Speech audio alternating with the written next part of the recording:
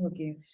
Aradhyo Bhagavan Vrajesha Tananyastadham Vrindavana Ramya Kachitupasana Vrajavadhu Vargena Vakalpita Srimad Bhagavatam Pramanam Mamalam Prema Pumanartho Mahan Sri Chaitanya Mahaprabhu Matidam Tatradraha Paraha. So this is actually the Mangalacharan of Srimad Sri Chaitanya Charitamrita.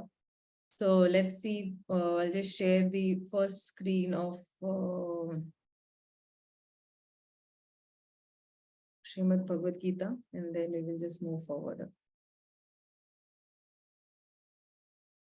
So last time what we did is, we saw actually that whatever the reasons, Arjuna is giving, and then Krishna is also, Arjuna is accepted now Krishna as the spiritual master. And he's saying that, okay, I've lost all my composure. Can you please tell me? I don't know what to do. So, he's put down his, everything in front of Krishna. And now actually, Sanjay, who's on the other side in Hastinapur, he's giving the live commentary. So now Sanjay is speaking to Dhritarashtra. So Sanjay is saying, Sanjay uvacha evam ukta hrishikesha gudakesha parantapa na yotsya iti govindam ukta tushnim babhuha. So Sanjay said that having spoken thus, Arjuna, chastiser of enemies, told Govinda, Govinda, I shall not fight.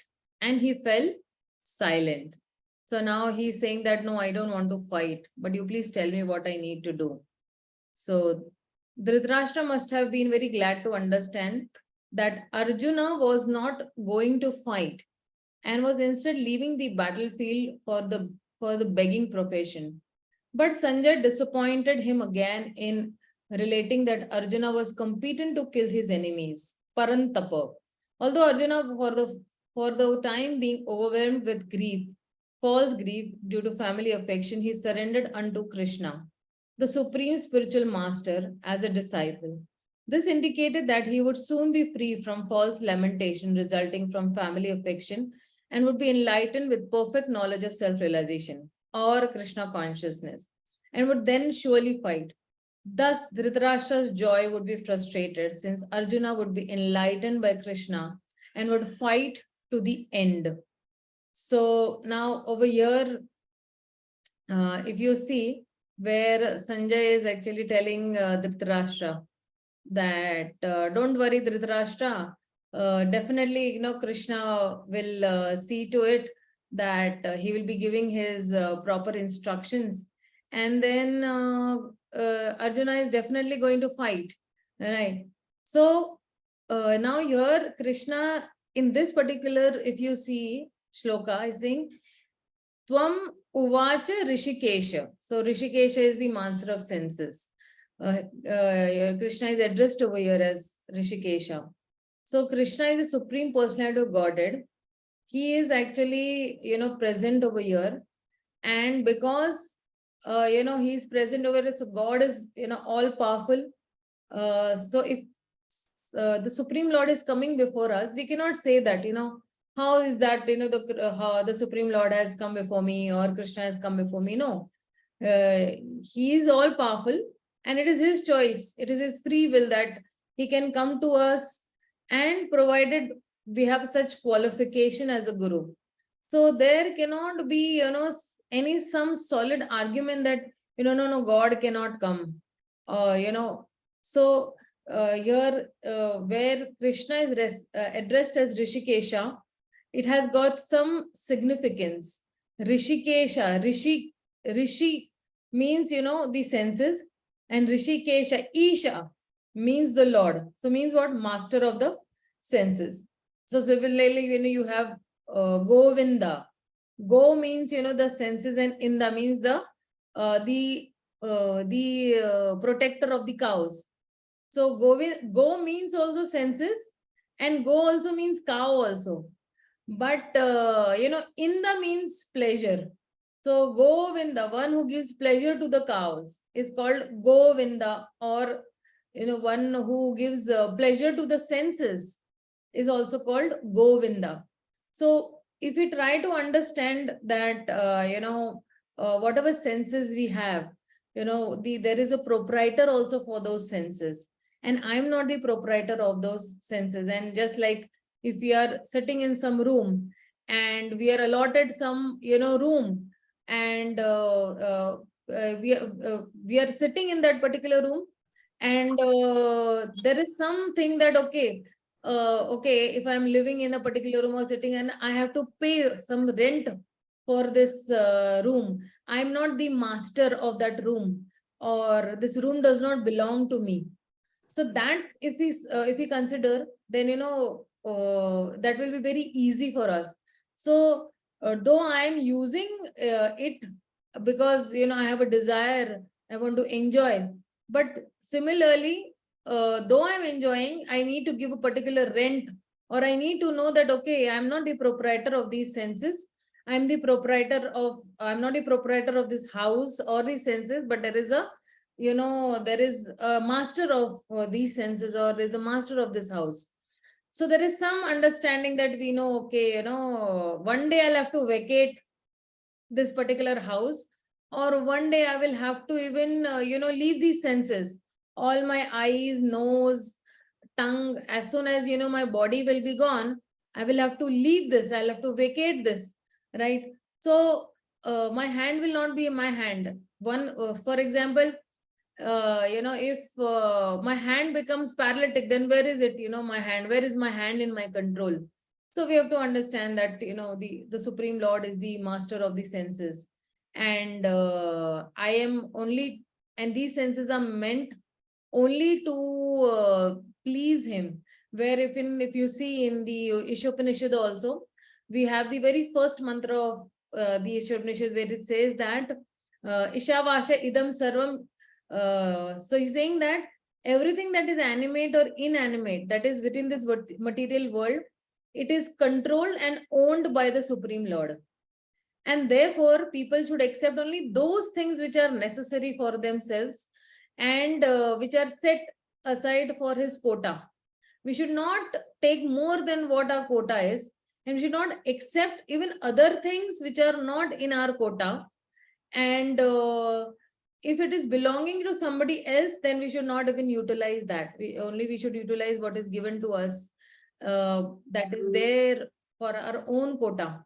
So like, if you say that, somebody says that, okay, this is India, and because I'm staying, I'm the proprietor of this whole India. But actually we know that we are not the proprietor, right? Somebody else has made this. I have not made this land, I have not made the water, I have not made the sun, I have not made the moon. So it is belonging to somebody, and this land of India or any other land in the world is belonging to the Supreme Lord. And if we say that, I have manufactured this particular thing, I have manufactured that, I have manufactured the laptop, or I have manufactured this glass, or manufactured the table, but we know from where the ingredients have also come. To manufacture also, we need certain ingredients. For example, I want to build a building, then all the ingredients that are there, earth, water, air, fire, ether, all these ingredients are also coming from the Supreme Lord himself. So I cannot claim that, okay, this building that I have made, that building is my building that I have made. So when we understand that the Supreme Lord is the proprietor, and he is reciprocating with us, but we also need to properly reciprocate with us, to know that reciprocating means we have to make him feel that, yes, God, you are the proprietor, you are the real proprietor, and I am just reciprocating with you in very sweet. So Krishna is smiling, and he's because Krishna is smiling, that seeing that, okay, Arjuna, he's my friend, and now he's perplexed. Sometimes have you noticed that, for example, you are in a confusion, and you go to your husband or you go to your wife, and then you tell your perplexity to her or him, and then because that particular person has the solution to that perplexity, he will, or she will just smile like, oh, okay, I know, what your problem is, and I have the solution to your problem also. So here also Krishna is smiling up when Arjuna is submitting to his friend Krishna. So he's saying, hey, I know, I understand, what is your perplexity, and I have the answer also. And that is why when you say, Bhagavan, means he knows everything. He's there with all six opulences, and he knows what is in my mind also. He knows that what I'm going through also. He knows my, past, present, and future absolutely well. But because I am not in that position to understand, or my senses are limited, or my knowledge is also limited, then it is very difficult for me to understand that, okay, Krishna is not, who is Krishna, or what is his position also.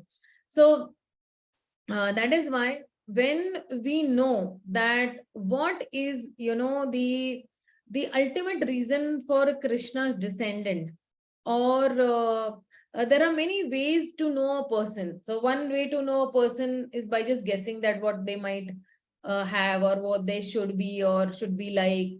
Or we can study a person from a distance, say from Twitter or internet or Facebook or anything, or hear about them from others who may or who may not know them, or we may directly experience that person through a very loving relationship.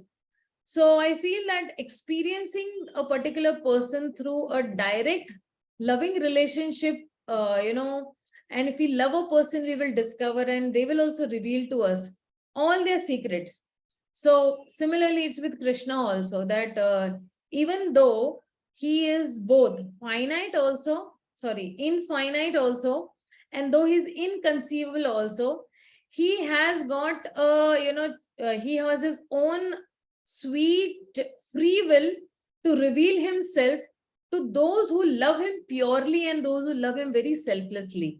So, in this regard, regarding to Krishna, specifically, when you say Sri Chaitanya Mahaprabhu, then there is both, and a very apparent and a very hidden reason also for his appearance. So the closer we come to Krishna, the more we will know about him, or about his mercy, about his grace.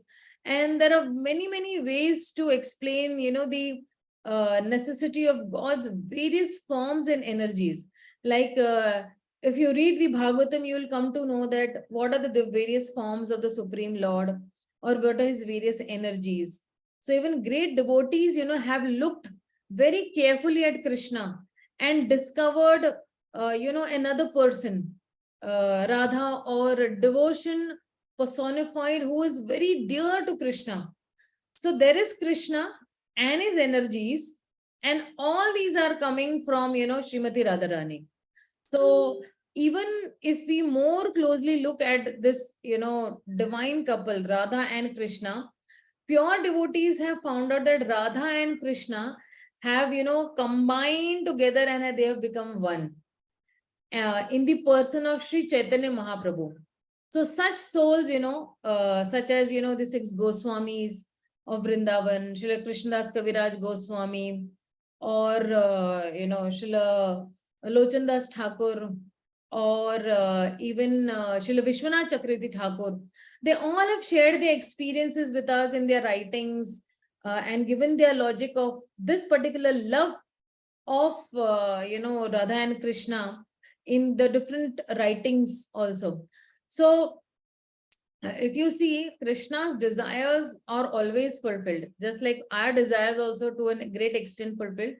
So if we study even all these divine pastimes or activities of Radha and Krishna that are revealed in the Srimad Bhagavatam and Chaitanya Charitamrita, which all our Gaudiya Vaishnavas have written, including our Srila Prabhupada also, we will understand that there must be a Lord, there must be Lord Chaitanya Mahaprabhu to fulfill Krishna's unmet need or his desires. So Krishna is perfect and complete and full in himself. So when he wants to experience something, he manifests a situation and a spiritual body accordingly. So a person who can immediately fulfill his desires, that is called that Satya Sankalpa. That is called his Satya Sankalpa potency or energy.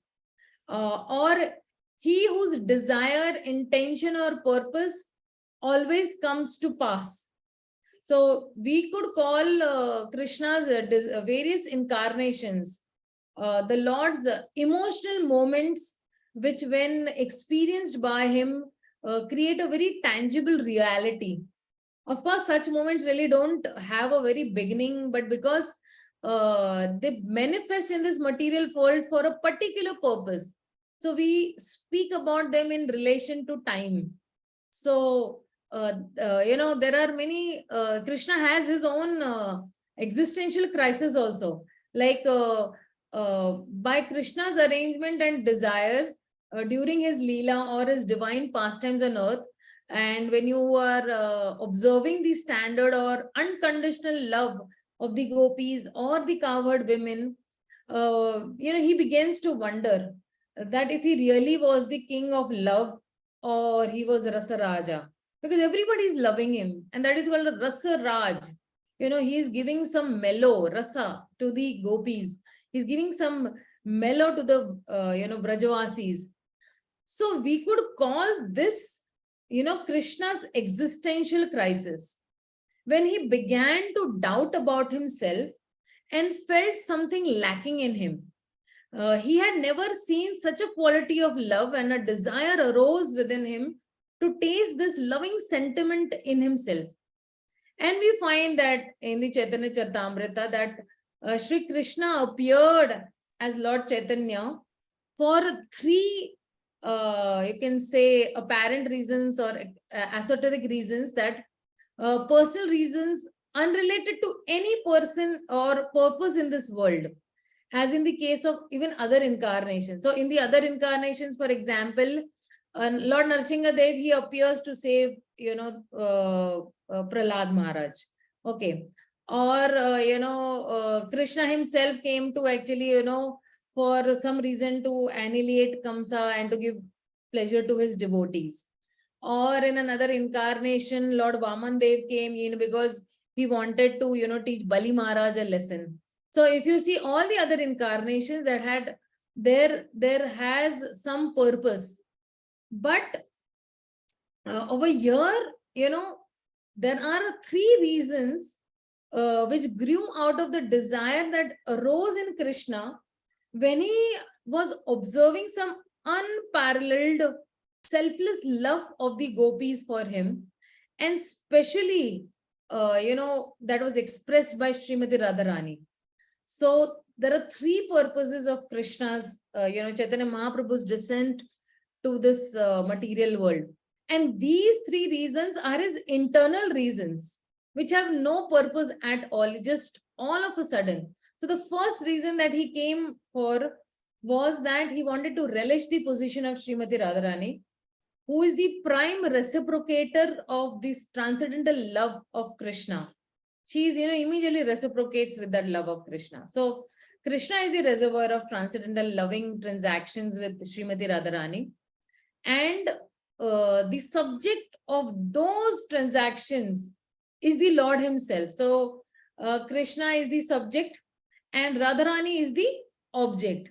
So this subject that the Lord wanted to relish the loving mellow in the position of, the object, that is Srimati Radharani.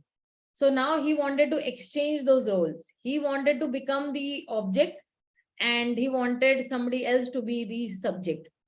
And the second reason was for his appearance was that he wanted to understand the transcendental mellow or rasa or taste of himself only. So Krishna is all sweet. Krishna is all, you can say, sweetness also.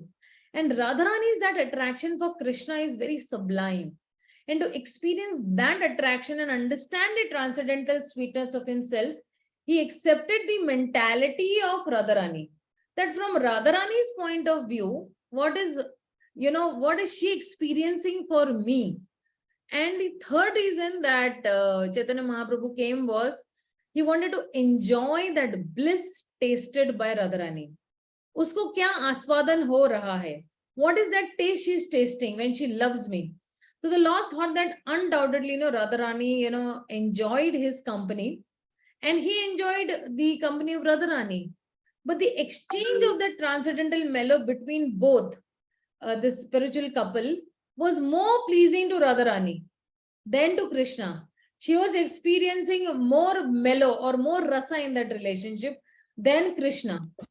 So Radharani felt more transcendental pleasure in the company of Krishna. Then she could understand without taking her position.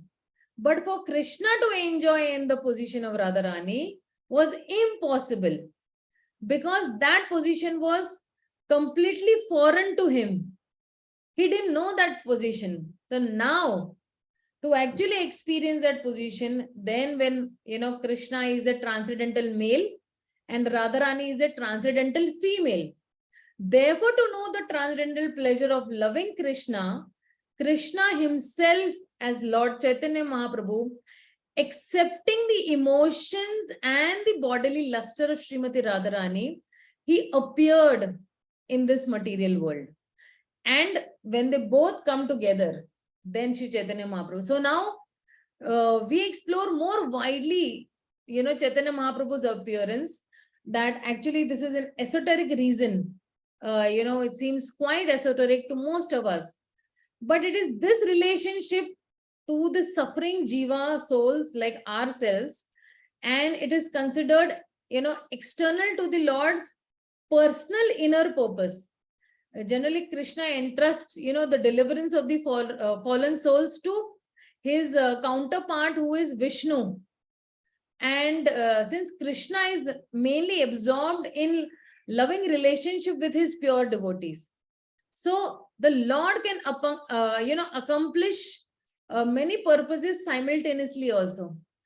And Krishna always serves also many purposes. Like it is said in the Chaitanya Charitamrita that as Krishna was contemplating his inner reasons for again coming to this material world, it coincided with the time of the Yuga Avatar also. That, that yes, Yuga Avatar means what? Okay, it's the right time for me to appear in Kali Yuga. It is the right time for me to appear in Dwapar Yuga. So in Kali Yuga, it was the very right time for him to appear. Or that incarnation who appears in every age to give the process of God realization. So most of us, we will appreciate this aspect more in the beginning, since by the Lord's grace we have a process of self-realization that is both. It is easy also and it is sublime also, right? And yet it will give us a benefit of rarely available, that pure love of Krishna in the mood of the inhabitants of Krishna's confidential abode or Golok Vrindavan. So when the Lord came, as Sri Chaitanya Mahaprabhu, he gave us access to the most confidential, part of his life. Somebody will, or the most confidential activities of his life. Like, for example, for a husband or a wife, the most confidential part of their life will be in their bedroom, right? They will never reveal those activities, what they're doing in their bedroom. They will not reveal it outside. So similarly, Krishna is giving access to this most confidential pastimes that are in Golok Vrindavan to the residents of the earth planet, or to the fallen souls like us. So the apparent or external reason for the advent of Lord Krishna or Lord Chaitanya Mahaprabhu is given as like Lord Krishna, after displaying his pastimes as Lord Krishna 5,000 years back in Dwapar, thought that it was wise to make his appearance again in the form of a devotee to explain personally the transcendental mellows of reciprocal service and love exchange between himself and his servants, friends, parents, and all his fiancés also, or his gopis also. So this is one of the external reasons that the Lord appeared in. So previously I told the three reasons also, And this is one of the, there are three external reasons, there are three internal reasons. So these three external reasons that are there, Krishna came as, that he wanted to know that, okay, one of the external reason is that after displaying his pastimes, he wanted to actually make a very wise appearance, that he wanted to know, because when he was giving the instructions of Bhagavad Gita to Arjuna, he told about bhakti. Bhakti yoga was explained in great details to Arjuna. But how to perform bhakti yoga, that he did not teach to Arjuna. So that task was, incomplete. Now to personally teach that and personally explain that, now he comes as Sri Chaitanya Mahaprabhu in Kali Yuga. Just give me a minute.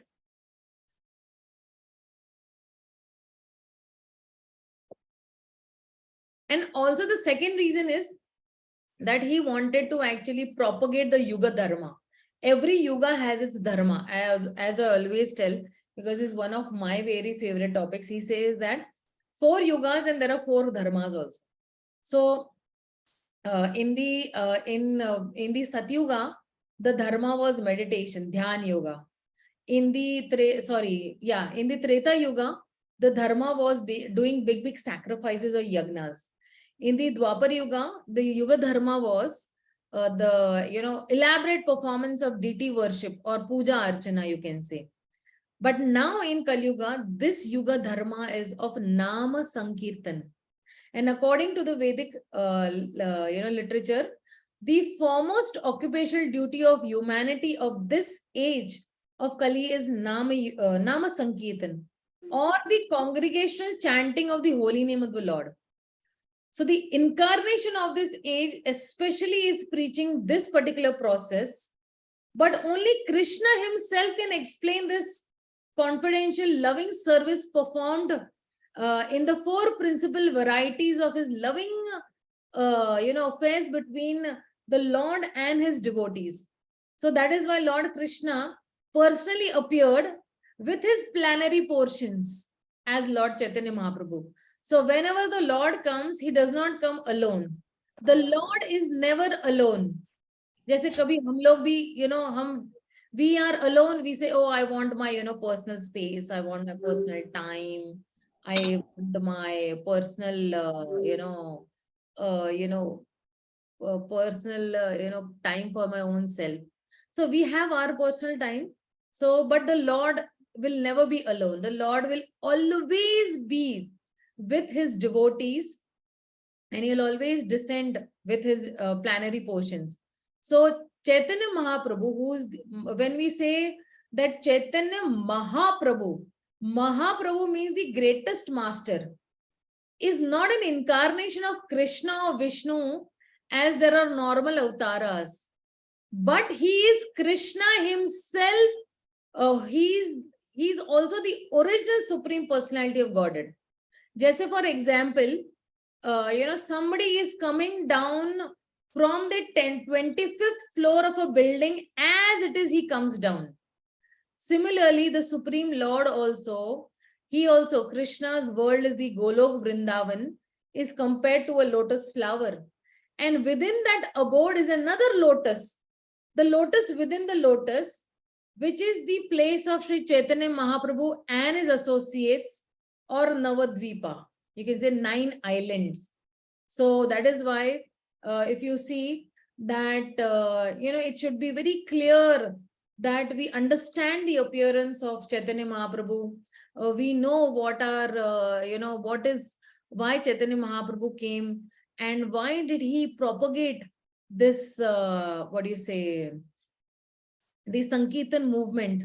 What is the confidential reason for Sri Chaitanya Mahaprabhu to appear? So it was very confidential.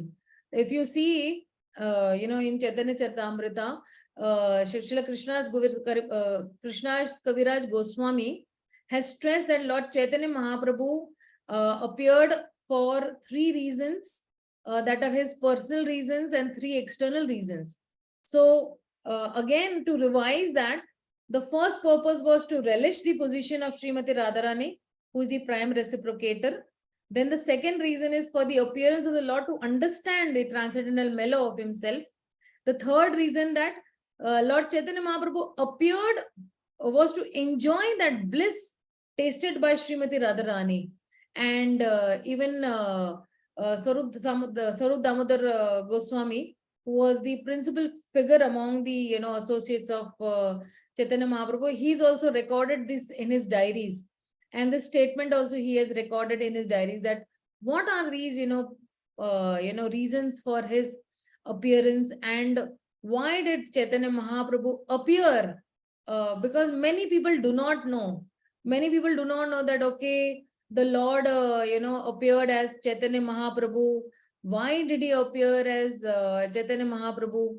What are the reasons that he appeared? And see, even before me coming into Krishna consciousness, even I did not know that, the Lord, there is a Lord called Sri Chaitanya Mahaprabhu who appeared in Bengal, who appeared in, Gaudadesh also. So, and he had displayed many of his pastimes and many of his this. So even the Lord, when he comes, he's also thinking that, okay, the Supreme Lord is displaying his pastimes, the Lord Krishna, and he's thinking also. For a long time, I have not I have not I have not bestowed unalloyed loving service, to the inhabitants of this world. And if I, who other than me can help them? So everyone in the world, people worship me according to scriptural injunctions, but simply, they're following some regulative principles, cannot attain the loving sentiments of the devotees of Rajabhumi. Because if you see the loving sentiments of the people of Rajabhumi, they are loving Krishna selflessly. There is no barter exchange between them. That, okay, if I worship Krishna, if I love Krishna, then I will get this. If I love Krishna, I will get that. No, they do not know only his opulences. They do not know only that he is the Supreme Personality of Godhead. So, because people know about his opulences, the whole world is looking upon the Lord with awe and reverence. But Krishna does not want this awe and reverence. Only, devotion that is made feeble by such reverence will not attract the Supreme Lord. This is what Krishna himself is saying, I will. So, by performing some regulated devotional service in awe and reverence, one may go till Vaikuntha. One may attain even the 4 kinds of liberation. But that love of Godhead, cannot be attained. Or even his plenary portions can be established, or his plenary portions which came to establish the principles of religion for every age. And they can bestow the kind of loving service. They cannot bestow the kind of loving service performed by the residents of Rajadham. So therefore, when people will be in my company of devotees, and I will be in the company of my devotees also, who are straight from the Vrajabhumi or from Golok Vrindavan,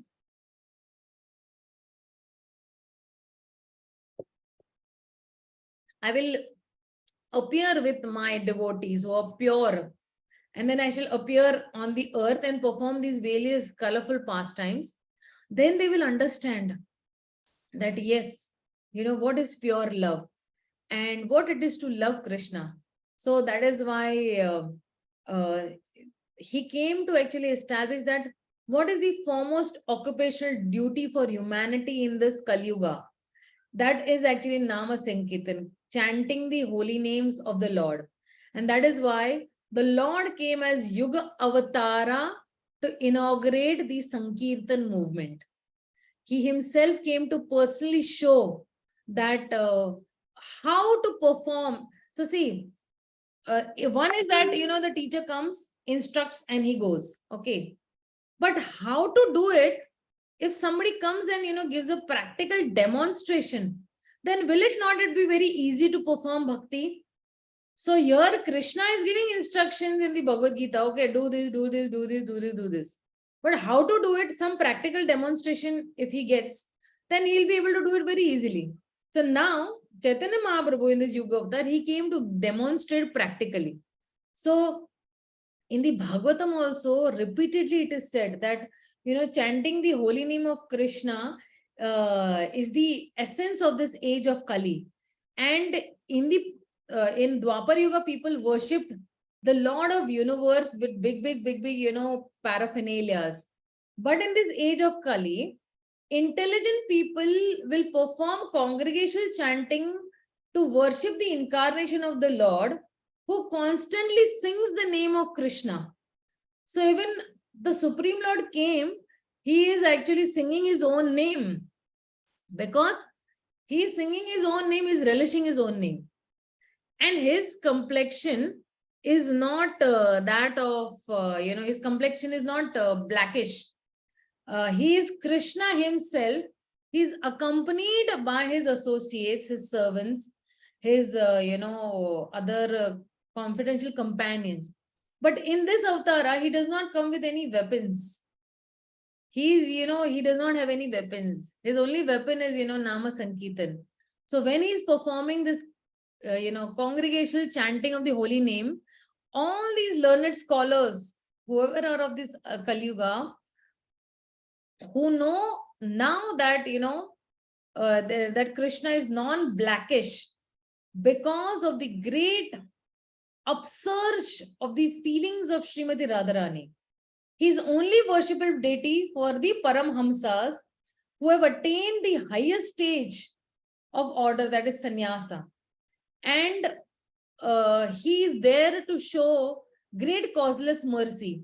So even Advaita Acharya, he also, felt when in Bengal, one of the associates of Sri Chaitanya Mahaprabhu is Advaita Acharya, who is another, incarnation, or you can say this of Lord Vishnu.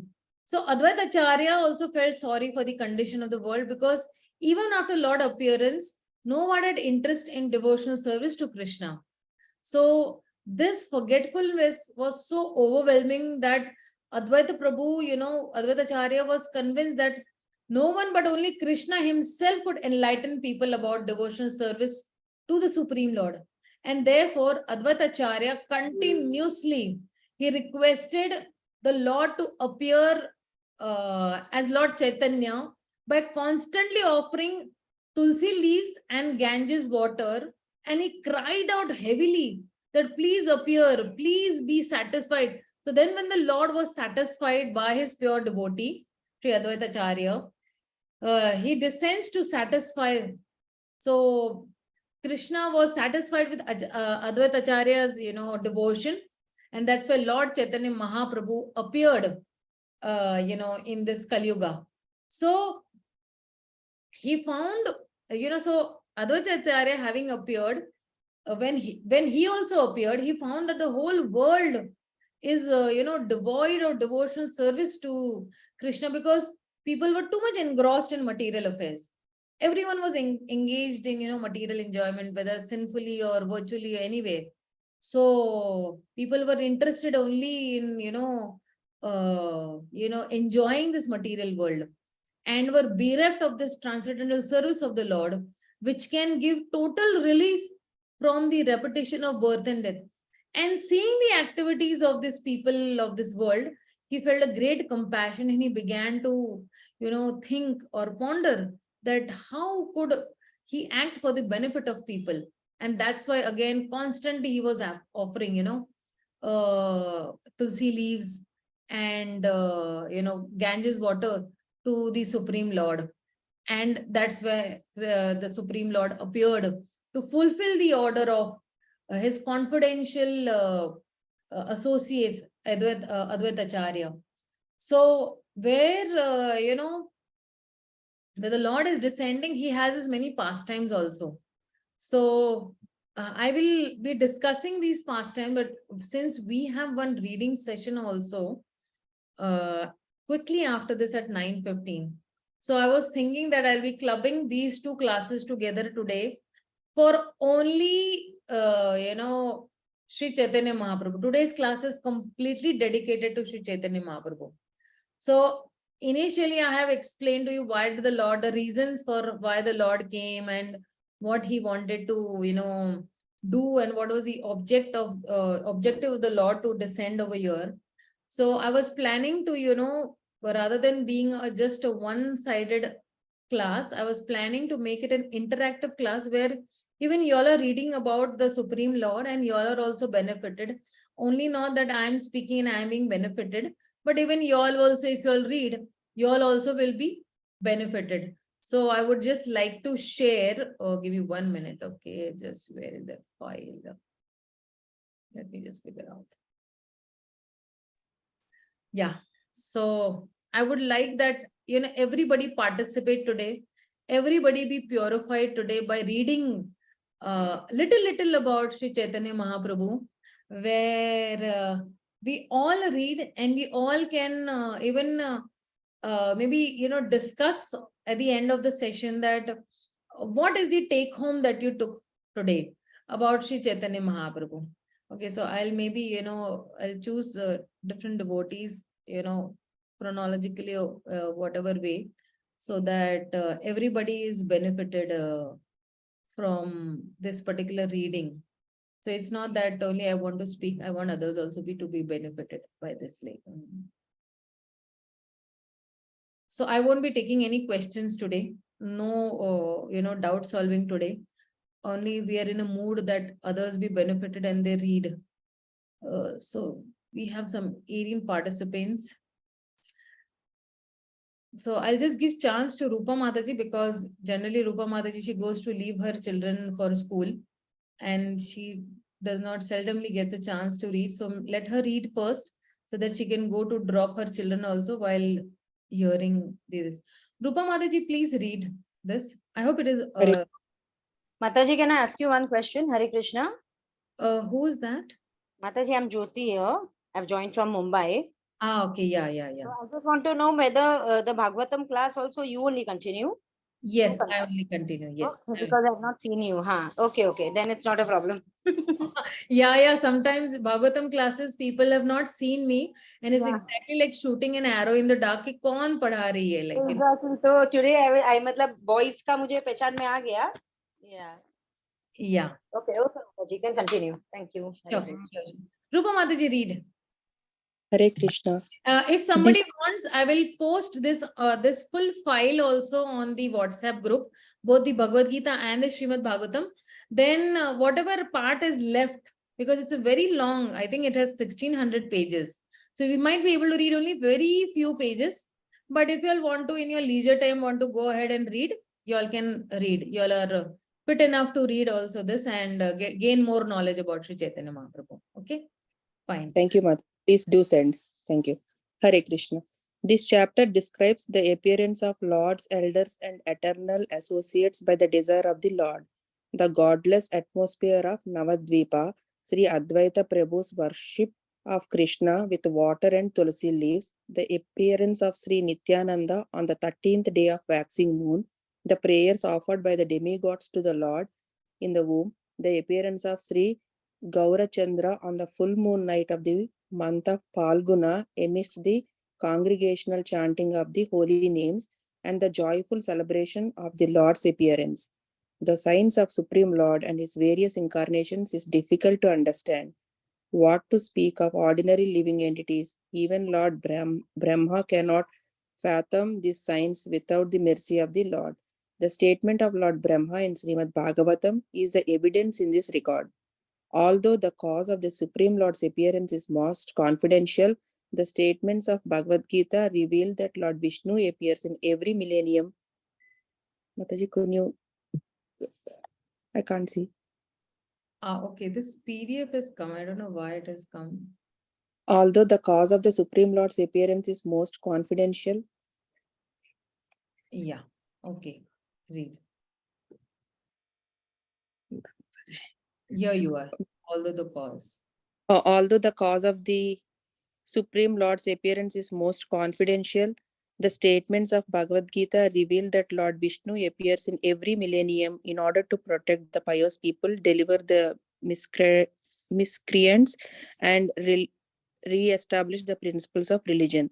Therefore, the author has pointed out that the chanting of the holy names of Krishna is the religious principle for the age of Kali. Sri Gaurahari has appeared along with his abode, Sri Navadvipa, to propagate this Yuga Dharma. The author also explains that by the will of the Lord, great devotees and eternal associates such as Ananta, Shiva, and Brahma appeared prior to the Lord in various impious families and impious places where the Ganges does not flow and the holy names are not chanted. In this way, such families and places were purified. The author also describes how, after the appearance of Sri Gaurahari, his associates joined him in Navadvipa to assist in his Sankirtana movement. At the time of Lord's appearance, Sri Navadvipa was most prosperous. Millions of people took bath at each of the bathing ghatas on the Ganges. By the benedictions of Saraswati and Lakshmi, the residents of Navadvipa were absorbed in scholastic pursuits and material enjoyment. But there were ample evidence of people's aversion to Lord Krishna. Although it was the beginning of Kali Yuga, people exhibited the behavior foretold for the future of the age. People considered their religious duties was to worship demigods such as Mangala Chandi, Vishahari, Vishahari, and Vashuli. They thought the purpose of having money was to spend it for enjoying the marriage of their sons and daughters or the marriage of idols. Since the so-called Brahmanas and scholars maintain the as-like mentality of accepting only the gross meaning of the scriptures without understanding actual purpose. Bindu When they mute yourself. When they tried to teach their students, both teachers and students were bound by the ropes of Yamaraja and led to hell. Even the so-called austere renunciates did not chant the names of Hari. Everyone maddened with pride on the account of their high birth, opulence, knowledge, and beauty. At that time, Sri Advaita, Mataji, can you scroll up? Yeah, actually I was muting Bindu Mataji. At that time, Sri Advaita Acharya Prabhu, along with pure devotees like Srivatsa, loudly chanted the names of Lord Hari. But people who were averse to the Lord continually harassed and teased the non-envious pure devotees. When the compassionate Sri Advaita Prabhu saw people's extreme aversion to Krishna caused great distress to the devotees, he began to worship Krishna with water and tulasi, with a vow to bring about the advent of Krishna. Before the advent of Lord Gaurahari, Sri Nityananda Prabhu, who is non-different from Lord Baladeva, the elder brother of Krishna, appeared from the womb of Padmavati, the wife of Hadai Pandit. Yeah. Hadai Pandit in the village of Ekachaka in Radha Desha on the 13th day of the waxing moon in the month of Magha. Meanwhile, just give me 1 minute, okay? So whenever the Supreme Lord will come, his associates will also come, but they took, their appearances even much before the Supreme Lord came. Like, before, Krishna's advent, Balarama came first, right? To see. And so why do these people come before Krishna comes? So there is a reason. Like, for example, there is you have the king of a particular country or a, region. So what happens before the king goes to visit or that place? What happens is all his ministers previously go for the proper arrangement. That okay, the arrangements are properly or not for the king, or the roads are proper or not, or everything is in its proper place or not, to see. So that his that trip or his that particular what do you say, journey or whatever that what do you call it, is that trip that is there should not be wasted in unnecessary some nonsensical things happening. Like for example, some traffic jam or some some person all of a sudden comes and starts behaving erratic. No, So all these people come first. So the lords also associates, they come first to make the conditions very favorable so that the Lord can very peacefully appear on this earth planet. And that is why these people come first. His personal associates come first to make the arrangements proper for the Supreme Lord to very smoothly appear. And that is why if you see Nityanand Mahaprabhu, and even you see the meanings of their names also. Nityananda, Nitya Ananda dene wale. Nitya means eternal, okay, or permanent, you can say. And Ananda means bliss. So one who is taking shelter of Nityanand Mahaprabhu, he'll always be in bliss. He will never be in perplexity. He will never be in distress. He will never be in any confusion. He'll always be blissful in his life. And Bala Deva, Bala means, giving spiritual strength. Bal means not only physical strength, but Bala means actually he's giving spiritual strength. And many times, because we don't have that spiritual strength, and when we go and approach Nityanand Mahaprabhu, Balaram, they are there to give us that spiritual strength. And the spiritual master is that mercy incarnation of Sri Nityanand Mahaprabhu only.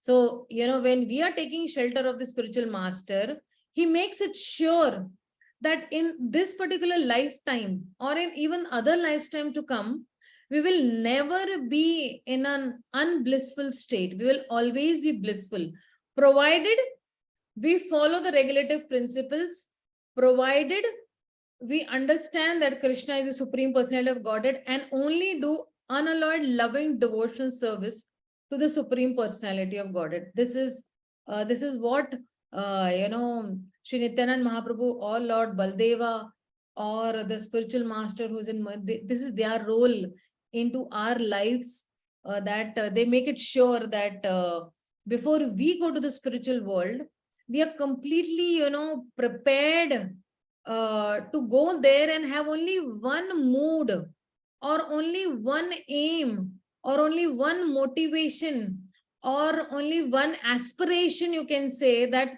I want to live for the Supreme Personality of Godhead. My existence is only there to please the Supreme Personality of Godhead. Whether I get bliss from there or not, it is irrelevant. But I'm here to give bliss to the Supreme Personality of Godhead. So over here on the earth planet that we are on, it is a practice for us to just selflessly serve the Supreme Personality of Godhead and his devotees. It starts with selflessly serving the devotees, and then gradually it upgrades to serving the Supreme Personality of Godhead, because I have not seen the Supreme Personality of Godhead, but his representatives are there over here. So the moment I start serving them, automatically I will learn, I will be trained how to selflessly love and serve the Supreme Personality of Godhead. Okay. Yeah, I'll just ask somebody else to read. Disha Mataji, please read from here. Where did we stop? Meanwhile in Navadvip Dhama.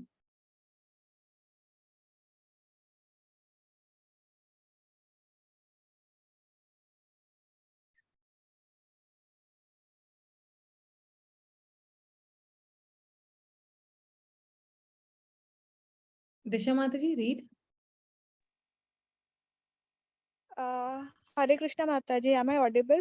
Yeah, now you're audible, yeah. Okay. Meanwhile, in Navadvip, Shri Vishwarupa Prabhu, who is non-different from Nityananda Prabhu, appeared as the son of Sachi and Jagannath after their many daughters had met early deaths.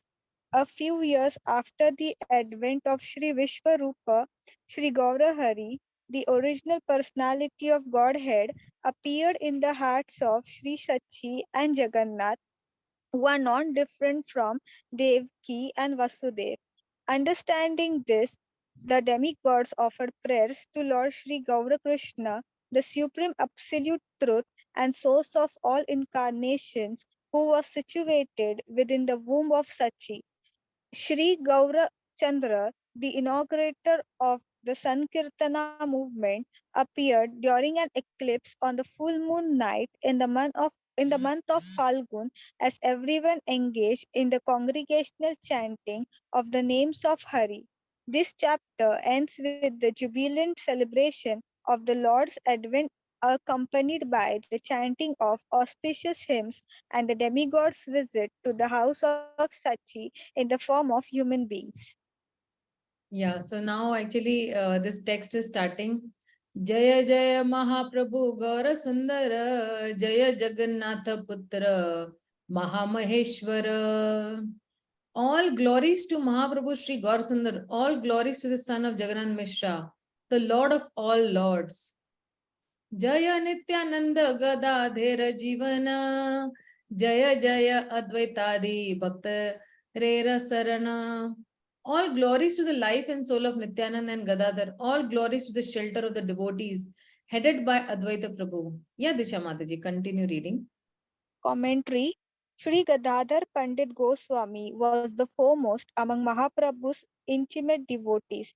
As he is the origin of Shakti Tattva, he was present in the Lord's pastimes at both Navadvip and Nilachal. He lived first in Navadvip and later he lived as a Kshetra sannyasi in a sub-forest near the ocean at Nilachala. The pure devotees who worship the sweet feature of Sri Sri Radha Govinda take shelter of Gadadhara and thus become known as intimate devotees of Sri Gaura. Those who are not enthusiastic to worship the sweet feature of the Lord perform devotional service under the shelter of Nityananda Prabhu. Some of Gaura's devotees, like Sri Narhari, were followers of Sri Gadadhar Pandit who had taken shelter of Gadadhar under the consideration that Sri Gaurasundara was his only worshipable Lord. Some people call Sriman Mahaprabhu the life and soul of Nityananda, and some people call him the life and soul of Gadadhara. Sri Gaurasundara was also the Lord of both Sri Advait Prabhu, the incarnation of Mahavishnu, and Srivas Pandit, the incarnation of Narada. The Panchatattva has thus been described in this way. Sri Gaurasundara is the form of a devotee. Sri Nityananda is the expansion of a devotee. Sri Advait is the incarnation of a devotee. Sri Gadadhara is the energy of the Lord. And Srivas is the pure devotee. Sri Gaura enjoys pastimes in these 5 features. Yeah, so if you see Pancha Tattva, if anybody has seen the photo of Pancha Tattva, if you have not seen the photo of Pancha Tattva, please message me. I will post it onto the groups. So right in between, right in the middle of you see is Chaitanya Mahaprabhu, Gaura Sundara. Now, even if you see this word, no, Gauranga, when you say, the Supreme Lord is called Sri Chaitanya Mahaprabhu, Gauranga, Gaur Sundara. So why Gaur Anga? Gaur means, molten gold, and Anga means body.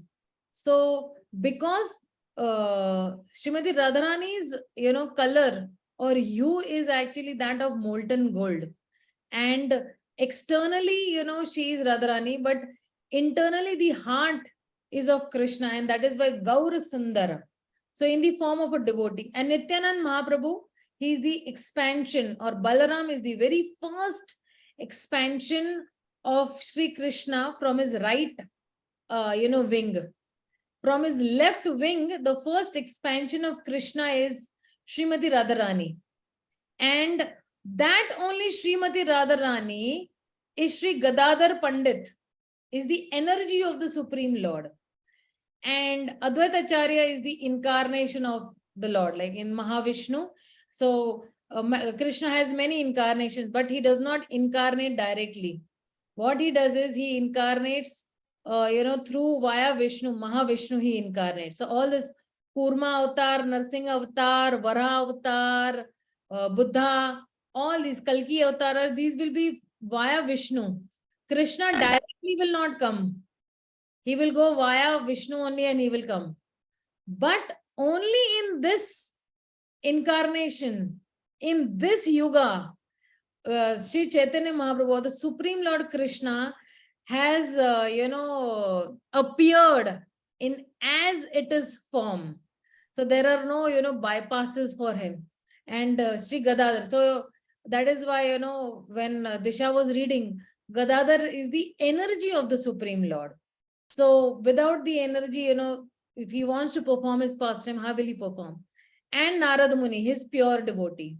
So Gaura is enjoying in his pastimes in these 5 features, and all these also people have a role to play in his pastimes. Okay. So the next text is Bhakta Goshti Sahita Gauranga Jaya Jaya Sunile Chaitanya Katha Bhakti Labhya Hayo. So what is the benefit of hearing? All glories to Lord Gauranga along with his associates.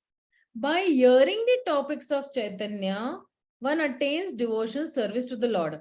So this is actually the author. Who is the author of this book? He is Srila Vrindavan Das Thakur. He is giving the Shruti Phala, or the benefit of reading this book. So what will a person gain by reading this book? He will attain devotional service to the Lord, unalloyed devotional service to the Lord. Yeah, Disha, read ahead. Oh, she muted. Commentary. Yeah. Bhakta Goshti refers to and his so you'll have to come headed by Sri Nityananda under his shelter. Disha, you'll have to come in a place where the network is proper. Your voice is cutting.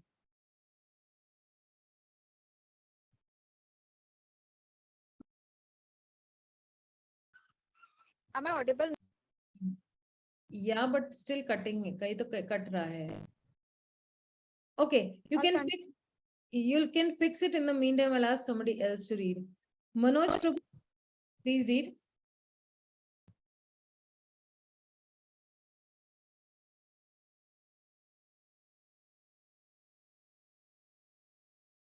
Manoj Jahan Prabhu, you're there? Yes, Mataji, it was unmute. Now it has been muted.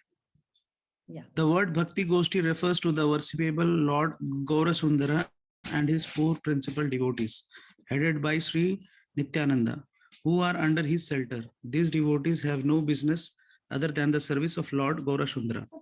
Simply by hearing the pastimes of Sriman Mahaprabhu, one's constitutional position is revived. The activity of one in that constitutional position is the devotional service of Lord Krishna, knowledge of Sri Chaitanya. His manifestations and his glories is nourishment for the living entity's ears. When the living entity awakens to his constitutional activities, he fully engages in the service of Sri Gaura Krishna. In other words, he performs pure devotional service with knowledge of his relationship with the Lord. Hare Krishna. Puna Bhakta Sange Prabhu Pade Namaskara Spuruka Jibhaya Gaura Chandra Avatara. I again offer my obeisance at the lotus feet of Sri Chaitanya and his devotees. Let the topics of Sri Gaurachandra become manifest on my tongue. So with a desire to achieve his goal, the author again offers a respectful obeisance to the Lord and his associates and prays for the blessing that the transcendental pastime of the Lord Gaurachandra manifest on his tongue. So nice. Jai Jai Shri Karuna Sindhu Gaurachandra. Jai Jai Shri Seva Vigraha Nityananda. All glories to Shri Gaurachandra, the ocean of mercy. All glories to Nityananda Mahaprabhu, the personification of devotional service. So nice this. I'm only feeling ecstatic reading this. Yeah, Manoj Prabhu, continue.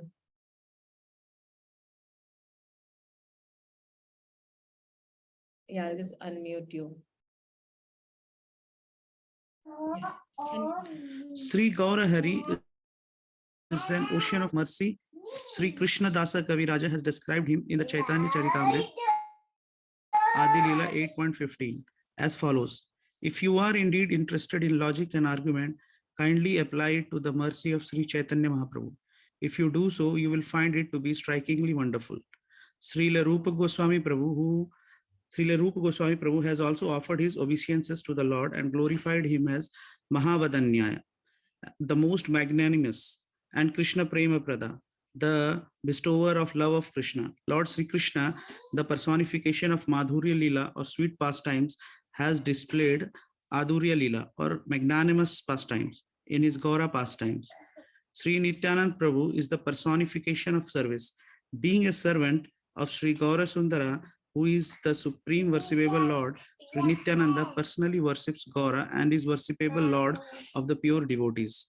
Although Sri Nityananda Rama, the Lord of Lords, is Vishnu himself, he is the servant and assistant in Swayam Rupa, Gaura's magnanimous pastimes. Lord Nityananda serves his Lord in 10 forms. Even today, the deity of Nityananda is seen in Navadvipa and Jagannatha Puri. Yeah, thank you, Prabhu. Thank you so much. So see, if you see this word magnanimous, first time I was hearing this word magnanimous when I came in Krishna consciousness, because in those days we used to have Gaur Katha from morning 8 o'clock till 8 o'clock, 12 hours His Grace Krishnanand Prabhu used to give Gaur Katha, Nityanand Katha. So we were also so absorbed, and no break in that. Okay. Imagine what was his, capacity that he used to speak for 12 hours, because Nityanand Trayadashi what only fasting and Gaur Purnima only fasting. So I had heard this word magnanimous and I was thinking, what is the meaning of the word magnanimous? And in those days, we didn't have dictionary to immediately or mobiles to immediately go and refer. And then Audarya was such wonderful words I was hearing. Then I came to know that this word magnanimous means what? With a full heart, very liberally giving love of Krishna. Just for example, some beggar comes and he begs in front of us, okay? And you very magnanimously give, he's asking you, his expectation is 10 rupees from you, but you give him 1,000 rupee note or a 2,000 rupee note. So that is called magnanimity. So magnanimity means kya? You deserve actually 10 rupee note, but that person out of his big heart, he gives you 2,000 rupee note. So that is called actually Gaura's magnanimity, that मैं बहुत पापी हूँ, मेरा कोई means I'm a very sinful person and I don't deserve to be forgiven at all. I don't deserve the love of Krishna at all, and I have so much of anarthas, lust, greed, anger, pride, envy. But still, Gaura Chandra is so magnanimous. He's so, liberal in giving love of Godhead, that he's not saying patra apatra. He's not saying who is fit and who's not fit. And he's giving that love of Godhead. And that is why he's come to give very liberally. And who is assisting in, giving that magnanimity? Nityanand Mahaprabhu, who is also in the same mood. Jagayan Madhai जैसे लोगों को भी तार दिया, और people like Jagayan Madhai also were given liberation or given given the love of God very freely. So that is why Nityananda is Swayam Rupa. He's the servant and assistant. He's Swayam Rupa, Gaura's magnanimous pastime. So we call Nityanand Mahaprabhu as the servant leader also. Like the first servant leader of the Supreme Lord is Balram or Nityanand Mahaprabhu also. So this is Krishna's magnanimity, that so much sins we have done, but we don't deserve to be liberated, but the Lord is liberating us very, very, very liberally. So he's saying, Avigyanata tattva dui bhai ara bhakta tathapi kripaya tattva karena suvyakta. All the truths of the two brothers and the devotees are incomprehensible. They can be realized by the mercy of their lordships only. So, avigyata. So it is incomprehensible. Tathapi kripaya, by the mercy, tattva karena suvyakta. It will be really, it can be realized, suvyakta. It can be realized only by what? Kripa. Their, mercy, it can be riba. It can be this. Okay, yeah, I'll just ask somebody to read this.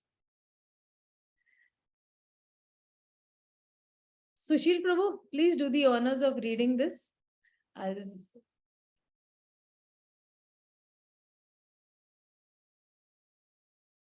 Yeah, Prabhu. Unmute yourself and read. Hare Krishna Mataji. Both Lords, Gaura and Nitai, as well as their pure devotees, are beyond the reach of material senses and eternally full of knowledge and bliss. Therefore, proud, mundane speculators who are simply interested in sense gratification cannot understand their real forms. They mercifully manifest their incomprehensible forms only to their fully surrendered servants who have taken shelter of them. Srila Kaviraja Goswami has prayed to Gauranitai in the Sri Chaitanya Charitamrita Adilila 1.2 as follows. I offer my respectful obeisances unto Sri Krishna Chaitanya and Lord Nityananda, who are just like sun and moon. They have arisen simultaneously on the horizon of Gaura to dissipate the darkness of ignorance and thus wonderfully bestow benediction upon all. Also, in Sri Chaitanya Charitamrita Adi Leela 1.98, he writes, but these two brothers, Lord Chaitanya and Lord Nityananda, dissipate the darkness of the inner core of the heart, and thus they help one meet the two kinds of Bhagavatas, persons or things in relationship with personality of Godhead.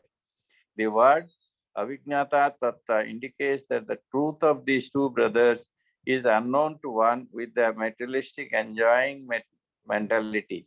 In other words, they are beyond the jurisdictions of material knowledge or sense perception.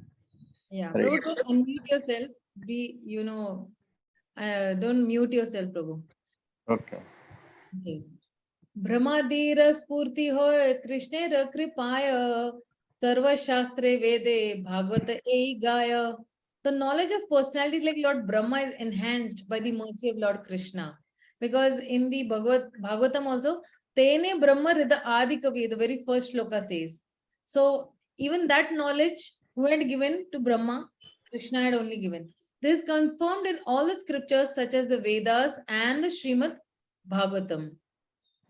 Then he sing, Prachodita yena pura saraswati vitanaya vatas jasya satim smriti mridi sarvalakshana prabhudur pradurabhuta klishyat kilashyatah same rishi nama rishibha prasidatam. May the Lord, who in the beginning of the creation amplified the potent knowledge of Brahma from within his heart and inspired him with full knowledge of creation and of his own self, and who appeared to be generated from the mouth of Brahma, be pleased with me. Yeah, Prabhu, read this. When Maharaja Parikshit inquired from Sukdev Goswami about Lord Hari's pastimes of creation, Sri Sukdeva Goswami first remembered the Supreme Lord and then offered his prayers, such as this verse from the Srimad Bhagavatam, Canto 2, Chapter 4, Text 22. There are many passages in the Srimad Bhagavatam that describe how Lord Brahma, the original spiritual master in the Brahma Sampradaya, heard Srimad Bhagavatam, the ripened fruit of the Vedas from Lord Narayana. Some of these passages are as follows. Tene Brahma Reda Ya Adi Kabai. It is he only who first imparted Vedic knowledge unto the heart of Brahmaji, the original living being. Mayado Brahmane Prokta Dharma Vyasyam Mat Atma Kaha. I spoke the Vedic knowledge to Brahma because I myself am the religious principles enunciated in the Vedas. Idam Bhagavata Purvam Brahmane Nabhi Pankadesh Sampraktashitam. It was to Lord Brahma that the Supreme Person of Godhead first revealed the Srimad Bhagavatam in full. Kasmayana Vibhashito Ayam Atola Jnana Pradipaha Pura. Who in the beginning personally revealed this incomparable torchlight of knowledge to Brahma. And Ya idam kripaya kasmai vayachakshusha mokshave, who mercifully explained this science to Brahma when he anxiously desired salvation. This fact is also confirmed in the Shvateshwara Upanishad 6.18 as follows. Yo Brahmana Vedati Purvam, Yo Vai Vedam Sha Prahinito Tasmai Tam Ha Devam Atma Buddhi Prakasham Mumukshur Vai Sharanam Aham Prapadde. Because I desire liberation, let me surrender unto the Supreme Person of Godhead, who first enlightened Lord Brahma in the Vedic knowledge through Lord Brahma's heart. The Lord is the original source of all enlightenment and spiritual advancement. Also in the Svateshwara Upanishad 6.18, it is stated that Vedante Paramam Guhyam Pure Kalpa Prachoditam.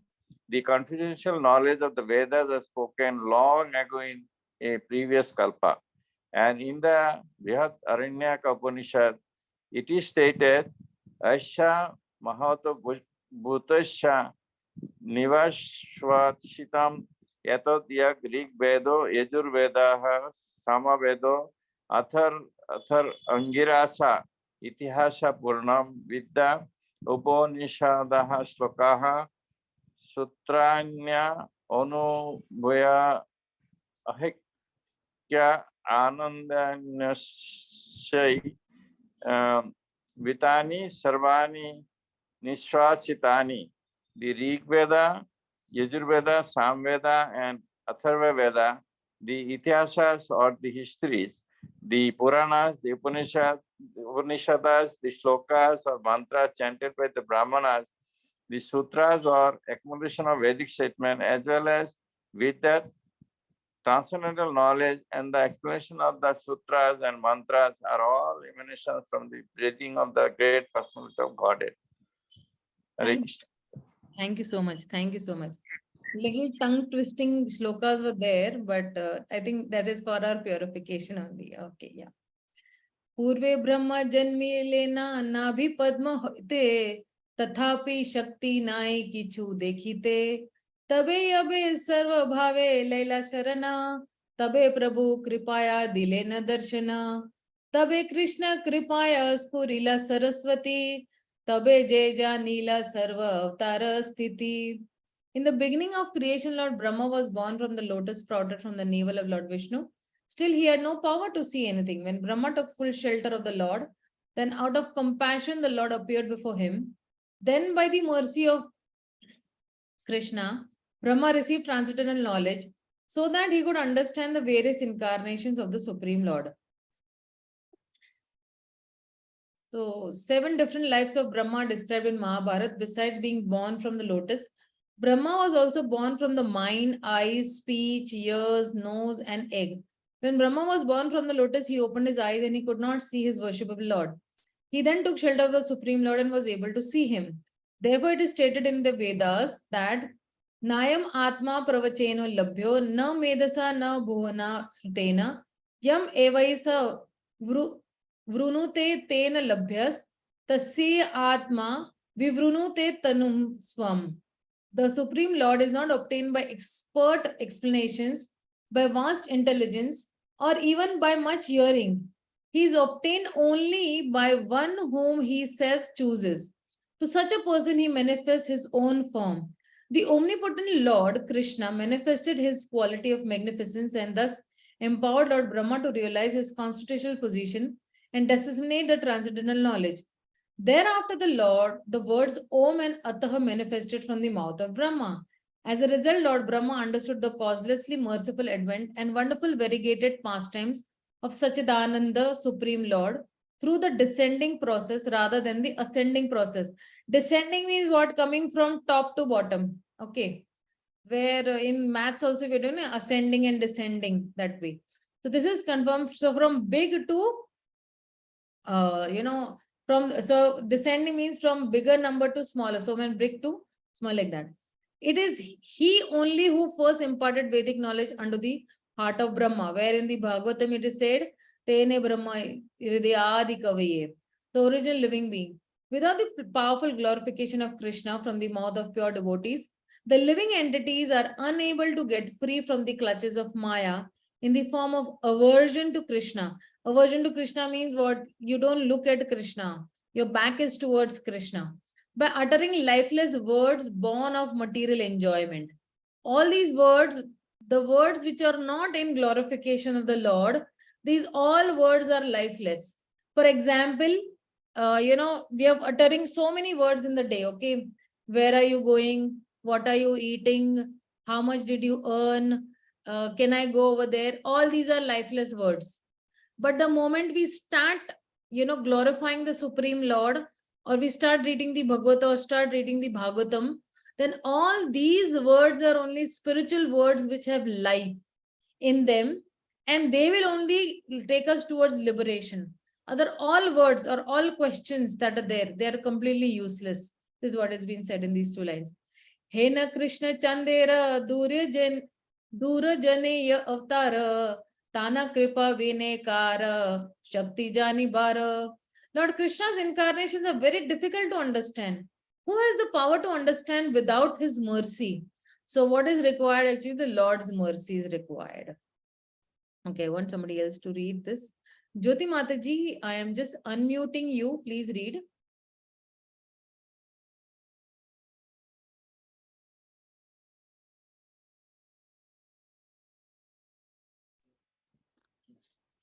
Hare Krishna, Mataji. Hare Krishna, yeah. Where am I supposed to read from? Because the battery was low, so I had plugged it to the charger. The pastimes of Krishna completely from here. Okay. The pastimes of Krishna are completely incomprehensible for people who are overwhelmed by the knowledge acquired through their material senses. Material scholars do not accept the Lord of all energies and incarnations of Vishnu, Krishna, as a source of the omnipotent four-handed Narayana. Rather, they consider him in a political hero and an ordinary historical descendant of the Yadu dynasty. In other words, rather than understanding Krishna as the absolute truth and cause of all causes due to their material conceptions, they consider him an ordinary living entity with a material form and one of various objects of material enjoyment. When the Supreme Personality of Godhead Krishna appears in this world, all the occasional Leela avatars as combined in his form. This fact is also extremely incomprehensible. Without the mercy of Krishna, one can never understand the science of Krishna by his own endeavor. Only that person to whom Krishna Chandra has mercifully revealed his pastimes has attained the fortune to worship him. In this regard, one may discuss the verse from Srimad Bhagavatam 10.14.3 that begins Jnana Prayasam Udapasya. Yeah, thank you. Mother, don't unmute yourself, don't mute yourselves, just stay online. Achinta Agamya Krishna Avatara Leela Sai Brahma Bhagavate Apne Kahila. In the Bhagavatam, Lord Brahma concludes that the pastimes of Krishna's incarnations are inconceivable and inaccessible. Yeah, read from your Mataji. When Mother Yashoda. When Mother Yashoda saw the universe within the mouth of her son, she offered obeisances to him as follows. I offer my respects to the form of the inconceivable and unmanifest, who is without qualities, but who is the soul of all qualities. The form holding all the universes, the Supreme Brahman. Lord Brahma also declares that the Lord's pastimes are inconceivable and incomprehensible in the 10th canto, 14th chapter of the Srimad Bhagavatam. Yeah, thank you, Mataji. Thank you so much. Okay. 14th. O Veti Bhuman Bhagavan Paratman Yogeshwaruttir Bhagavasti Trilokyam Kavava Kathamava Kativa Kadeti Vistarayan Kridashi Yogamayama. O Supreme Great One, O Supreme Personality of Godhead, O Super Soul, Master of all mystic power, your pastimes are taking place continuously in these three worlds. But who can estimate where, how, and when you are employing your spiritual energy and performing these innumerable pastimes? No one can understand the mystery of how your spiritual energy acts. So why is he saying this, that there are so many, what do you say, so many universes that are there. If you see, when from the pores of Mahavishnu, there are so many universes emanating, and in every universe there is, the pastimes of the Lord are going on in some yuga or the other, and every universe has got three worlds. Okay, Earth, heavenly planets and the hellish planets also. So, the author is saying that who can understand, nobody can understand that where is your spiritual energy acting? So many innumerable pastimes. So, currently also in some universe, Krishna's pastimes as, the butter thief is going on, or in some other universe, Krishna's, killing of Kamsa is going on, or in some universe, the Lord has taken, Vaman avatar, it's going on, or in some universe, Vara avatar is going on, Narsing avatar is going on in some universe. But it is so bewildering that, how is it that, Krishna's pastimes are continuously going on. They don't have a stoppage. Okay, let's halt, now we're very tired doing pastimes. It's not like that. This is like, continuously, it's in a loop. It goes into a loop and without stopping. This loop is, unstoppable loop. It goes on eternally in all the respective universes. And in some universe, the Supreme Lord is, incarnated as Lord Ram also. So that is also going on as such. So that is why it is very difficult to understand this mystery, that how is the Supreme Lord's energy or energies acting and how they are. So that is why even if you see Lord Brahma, demigods also got bewildered. Brahma got bewildered when, the Supreme Lord is, having lunch with his cowherd boys. Indra got bewildered when he's showering torrents of rain and still nothing is happening. And it is said in the Bhagavatam that when Indra, he was actually, shooting those Samarthaka clouds or those, heavy clouds on the land of Braja.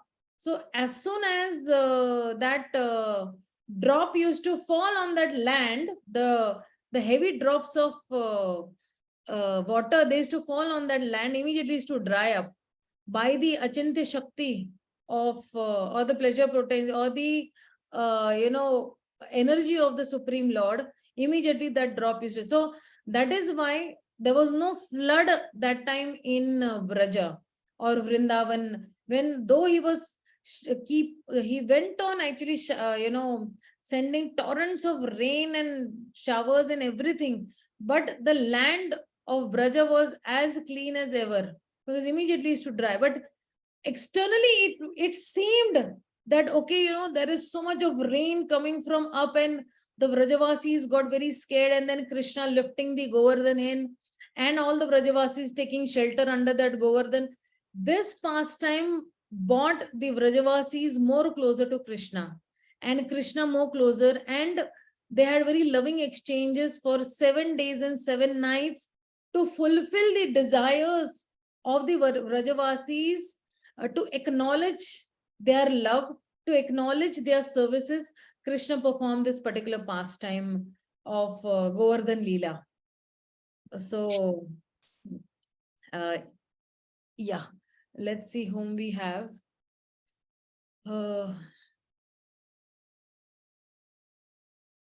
Pallavi?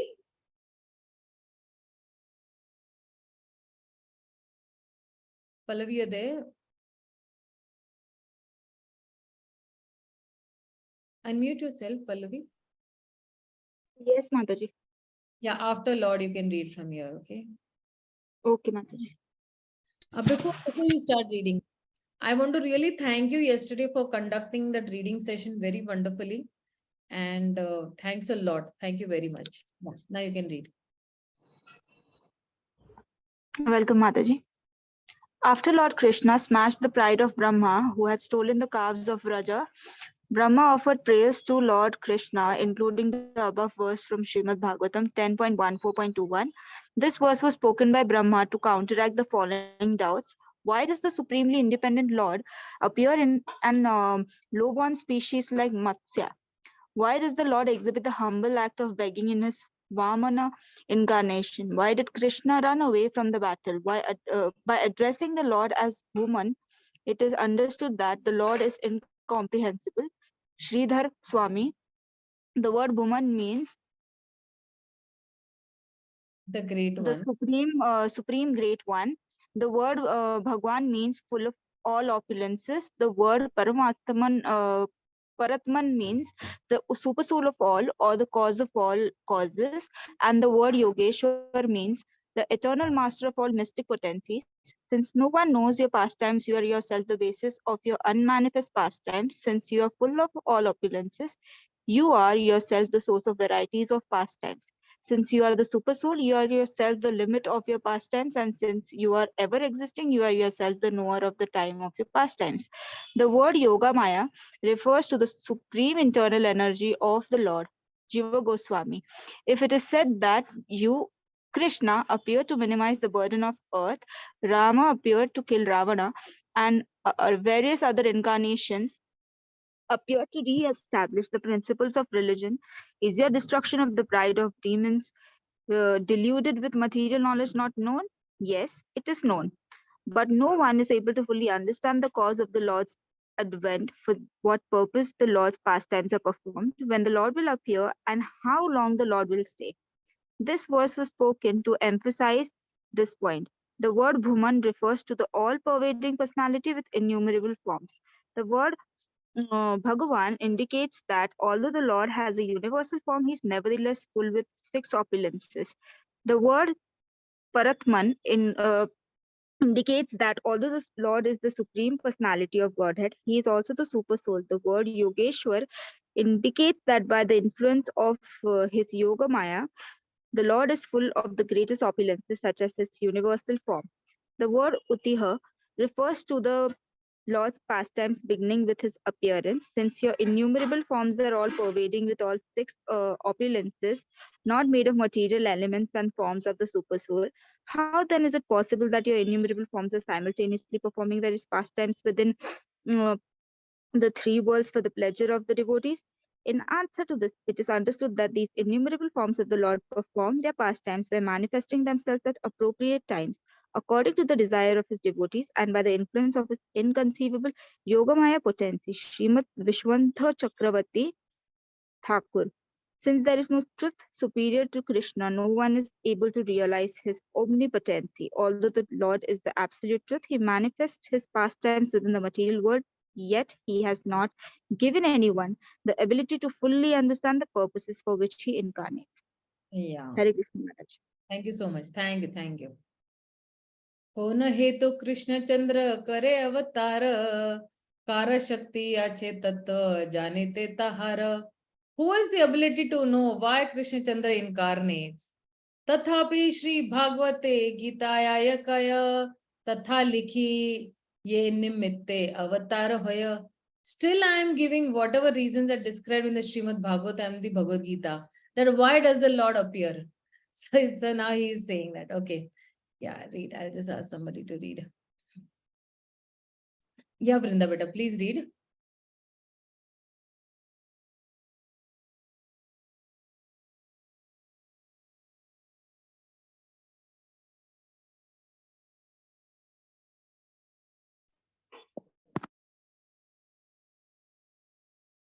People who?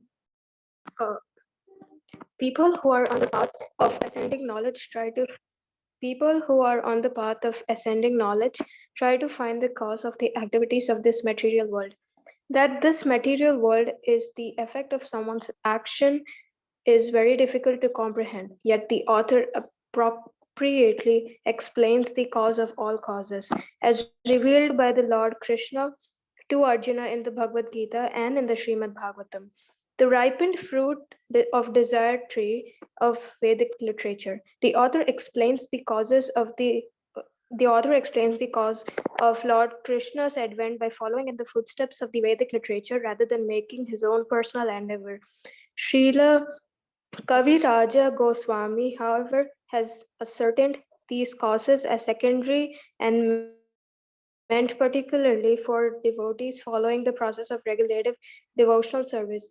Kaviraja Goswami says that these incarnations of Vishnu are Naimritika, or occasional incarnations. Yada yada hi dharmasya glanir bhavati bharata abhyutam adharmasya tadatmanam srijamyaham. Translation: whenever and wherever there is a decline in religious practice, O descendant of Bharata, and a predominant rise of irreligion, at that time I dissent myself. Commentary: one should refer to Srimad Bhagavatam 9.24.56, wherein Sri Sukadeva Goswami says to Maharaj Parikshit, whenever the principles of religion deteriorate and the principles of irreligion increase, the Supreme Controller, the personality of Godhead, Sri Hari, appears by his own will. I advent myself, in other words, to bewilder the demons. I manifest myself in this world like a created being under the clutches of the illusory energy. Vishwananta Chakravarti Sharatha Darshine. The word dharma refers to the dharma that is described in the Vedas. The word glanir means destroy. The word adharma refers to that which is contrary to dharma. The word abhyutanam means arising. The word I manifest do not mean created like a material object because I was personally present even before creation. Therefore, created objects have no lordship over me. Baladeva Vidya Bhushana, Gita Bhushana commentary. The word adharma is explained by Narada Muni to Maharaja Yudhishthir in the Srimad Bhagavatam in the following words. There are 5 branches of irreligion appropriately known as irreligion, vidharma, religious principles for which one is unfit, paradharma, pretentious religion, abhasa, analogical religion, upadharma, and cheating religion, Yeah, that is chala chaladharma. Chaladharma. One who is aware of real religious life must abandon these 5 as irreligious. Religious principles that obstruct one from following his own religion are called vidharma. Religious principles introduced by others are called paradharma. A new type of religion is created by one who is falsely proud and who opposes the principles of the Vedas is called upadharma. An interpretation by one's jugglery of This is word jugglery. is called Jugglery. chaladharma. A Yeah, jugglery. yeah. A pretentious religious system manufactured by one who is willfully neglects the prescribed duties of his order of life is called abhasa, a dim reflection of or false similarity. But if one performs the prescribed duties for his particular ashrama or varna, one performs, why are they not sufficient to mitigate all material distress? The only injunction governing my appearance is that I'm independent, so I appear whenever I desire. Whenever there is a decline in religious principle and a predominant rise of irreligion, at that time I descend my own sweet will. The regulations that govern the entire universe are beginningless, Beginningless. beginningless. But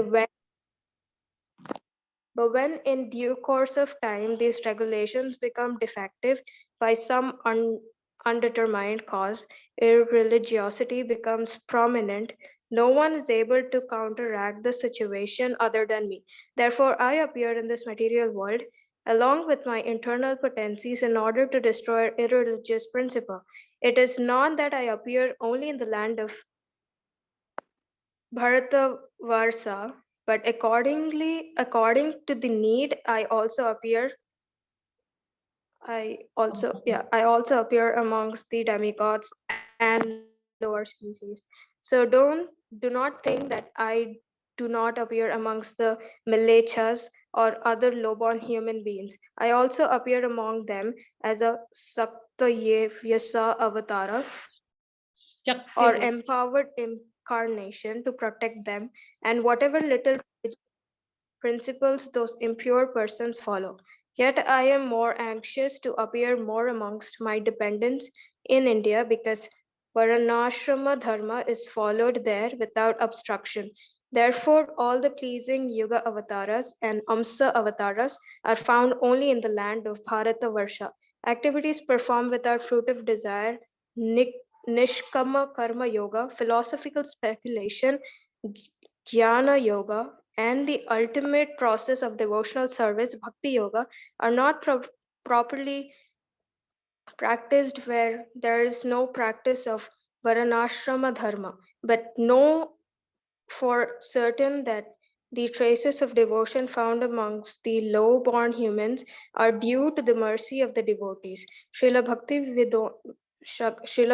Vinoda Vidvada Ranjana commentary. Thank you. So those who are doing Bhakti Shastri with me, Hare Krishna. you will have this very nice definition of Nishkam Karma Yoga, Jnana Yoga, Bhakti Yoga, because that's the topic that we are doing in English also and in Hindi also, Bhakti Shastri class. Okay, so this is the next one. Paritranaya sadhunam vinashaya cha dushkritam dharma sansthathanaya sambhavani yuge yuge. To develop the pious and to annihilate the miscreants, as well as to re-establish the principles of religion, I myself appear millennium after millennium. Yeah, oh, we'll read.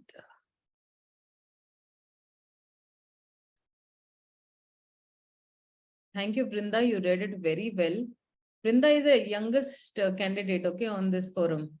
She's only just 17 years old.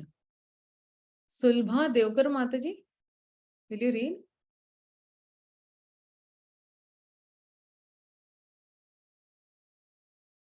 Sulbha Devkar Mataji, you there? Okay, she's not there.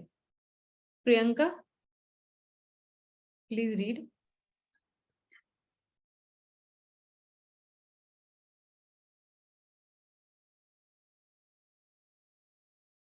Priyanka is also not there. Priyanka? Hello. Yes, Mataji. Can you hear me?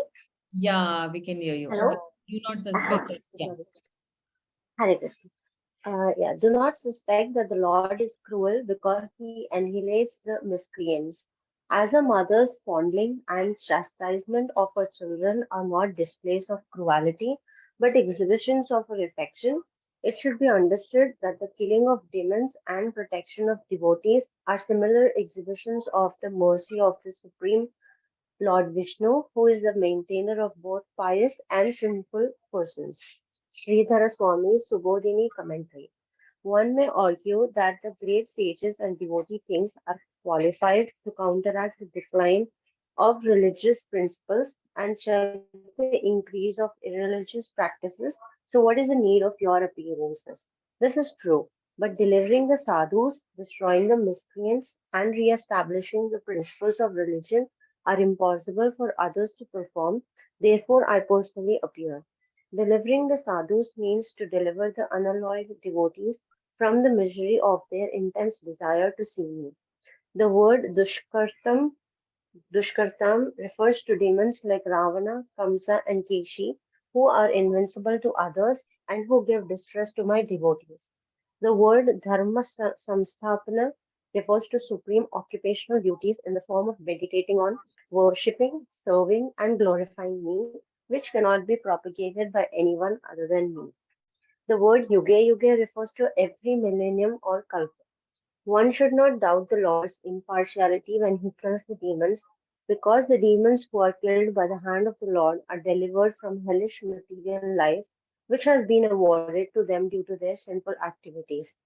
This punishment awarded to the demons by the Lord is also his mercy. Srimad Vishwanatha Chakravarti. Delivering the sadhus means that the Lord delivers his devotees from the distress of intense eagerness to see the Lord. Because the devotees are constantly engaged in remembering the Lord's form and qualities, they have a strong desire to see the Lord, who thus manifests his enchanting form before them. The word Dushkartam refers to demons such as Ravana and Kamsa, who are averse to the devotees and who cannot be killed except by the Lord. The word dharma refers to the pure devotional process of worshipping the Lord and meditating on his form. Although this process of devotional service is performed on the basis of regulative principles, it cannot be propagated by others. The word samsthapan indicates preaching properly. These three purposes are the cause of the Lord's appearance. No one should doubt the Lord's impartiality when he kills the demons, because the demons who are killed by the Lord attain liberation. This chastisement of the demons is a display of the Lord's mercy. Sri Baladev Vidya Bhushana. I establish Varnashrama Dharma by appearing as an empowered incarnation amongst my devotees, who are sages amongst the Brahmanas and kings, but actually I appear to deliver my great devotees who are afflicted by the distress born of intense longing to see me. Thus, in the form of Yoga Avatar, I deliver my devotees from this distress, and I deliver demons like Ravan and Kans by killing them. I re-establish the living entities' eternal religious principles by preaching the devotional processes like hearing and chanting. When I say I appear in every millennium, it is to be accepted that I also appear in the age of Kali. The incarnation for Kali Yuga will distribute the rarely attained benediction of love of God through the process of chanting. Although this incarnation is the best of all, he is hidden to the common person. My great devotees will naturally be attracted by this incarnation. You also, O Arjuna, can see this incarnation when you appear as his assistant. The great mystery of this confidential incarnation for Kali Yuga is that he will destroy only the sinful mentality of the demons, not the demons themselves. Srimad Bhakti Vinoda Thakura. Yeah, thank you. Thank you so much, Thank you. Priyanka. Hare Thank you Krishna. very much. Dharma para bhavahaya yakhena yakhena adharmera prabalta bade dine dine sadhu jana raksha dushta vinasha karane brahmadi prabhura paya kare vigyapane. Vigyapane means advertisement. When there is a decline in religious principles and irreligion becomes more prominent day by day, at that time the demigods headed by Brahma pray at the feet of the Lord to protect the sadhus and destroy the miscreants. Yeah, who's not got a chance to read?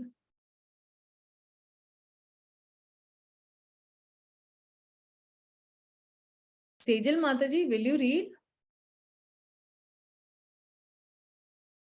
Unmute yourself and read.